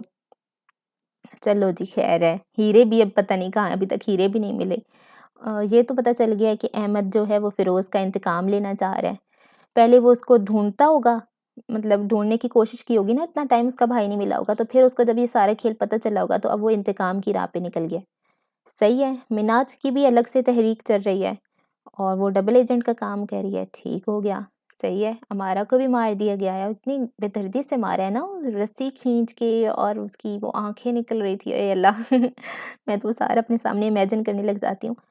اس ناول میں نا جو اب وہ تھوڑا پیار والا سین بھی آگے، تو بڑا میچور سا ہے، کوئی بھی فضول بات نہیں ہے۔ وہ جو عام طور پہ ناولز میں ہوتی ہے نا، وہ تھوڑی سی فزیکل والی کہ اس کا ہاتھ اسے مس ہوا کہ ٹس ہوا، اس طرح کی کوئی بونگی نہیں ہے، یہ مجھے اچھی لگی ہے۔ اور اس ناول میں ایک بہت انٹرسٹنگ بات ہے جو کہ مجھے بہت اچھی لگی ہے، شاید آپ نے نوٹ کیا ہو کہ نہ کیا ہو، یہاں پہ گورے رنگ کی بات نہیں ہوئی بھی۔ ہر ناول میں یہ ہوتا ہے کہ جی ہیروئن تھی وہ سرخ و سفید تھی اور یہاں سے گلابی تھی، یہاں سے گلابی تھی۔ اس کی ایسی آنکھیں تھیں موٹی موٹی اور لمبی دراز پلکیں تھی، اس کے بال پشت سے نیچے جا رہے تھے، اس کی پتلی ستواں ناک تھی، پنکھڑی جیسے ہونٹ تھے، اور وہ باتیں اس میں نہیں ہیں جو کہ بہت اچھی بات ہے یار۔ گورے رنگ کو انہوں نے، جو ناولز کے رائٹر ہیں، انہوں نے اتنا کر دیا کہ اب میری جیسی براؤن لڑکیاں ہیں نا، وہ تو اپنے آپ کو دور دور تک ہیروئن امیجن کر ہی نہیں سکتی، ان کی ہیروئنز براؤن ہوتی نہیں ہیں، اور یہاں پہ کوئی ذکر ہی نہیں ہے، یہ بہت اچھی بات ہے۔ ورنہ رائٹر اب کر سکتے تھے، ان کو کیا تھا، لیکن نہیں، انہوں نے کیا، بہت اچھا کیا ہے۔ تو اب ہم ان کو کسی بھی طرح سے امیجن کر سکتے ہیں، اپنے آپ کو بھی، مطلب ایک نارمل سا کریکٹر بھی امیجن کر سکتے ہیں کہ ہاں وہ ہوا ہوگا۔ جو پیار والا ہے اس میں یہ مجھے بڑی اچھی چیز لگی ہے کہ وہ نا لڑکی نے اظہار کیا خود سے۔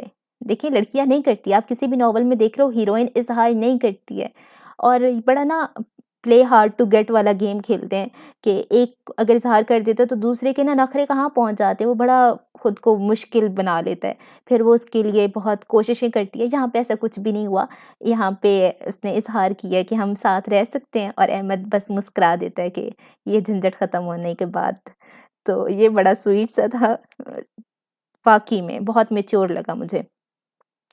خیر اب آگے کیا ہوگا، لیڈی اقتدار بھی بہت پہنچی ہوئی چیز ہے، اور انہوں نے اس کی ماں کو واپس نہیں کیا، وہ بھی بڑی گیم چیزیں آرام سے ہی کریں گی، صحیح اس کو پھنسا لینے کے بعد۔ اچھا یہاں پہ بہت ایک دوسرے کو ہر کسی نے پھنسایا ہوا ہے، ہر کوئی ہر کسی کی ویڈیو بنا رہا ہے، اور سب کے پاس بہت سارے ثبوت ہیں، مطلب صحیح وہ جو چیس کے مہرے نہیں ہوتے اس طرح سے یہ نا کوئی بھی مطلب قدم نہیں اٹھا سکتا، یہاں پہ کوئی پولیس کو انوالو نہیں کر رہا، کیونکہ سب کے پاس ایک دوسرے کے خلاف کچھ نہ کچھ ہے۔ تو اب دیکھیں مہر کیسے انوالو کرے گی پولیس کو، مہر کی اپنی ویڈیو بن چکی ہوئی ہے، شمس کیسے بتائے گا لیڈی اقتدار کو، شمس کی اپنی ویڈیو پڑی ہوئی ہے احمد کے پاس، تو یوں نا ساروں کو جکڑا ہوا ہے کسی نہ کسی ویک پوائنٹ نے۔ ہاں جی، خیر اب تک کے لیے اتنا ہی، دعاؤں میں یاد رکھیں، اللہ حافظ۔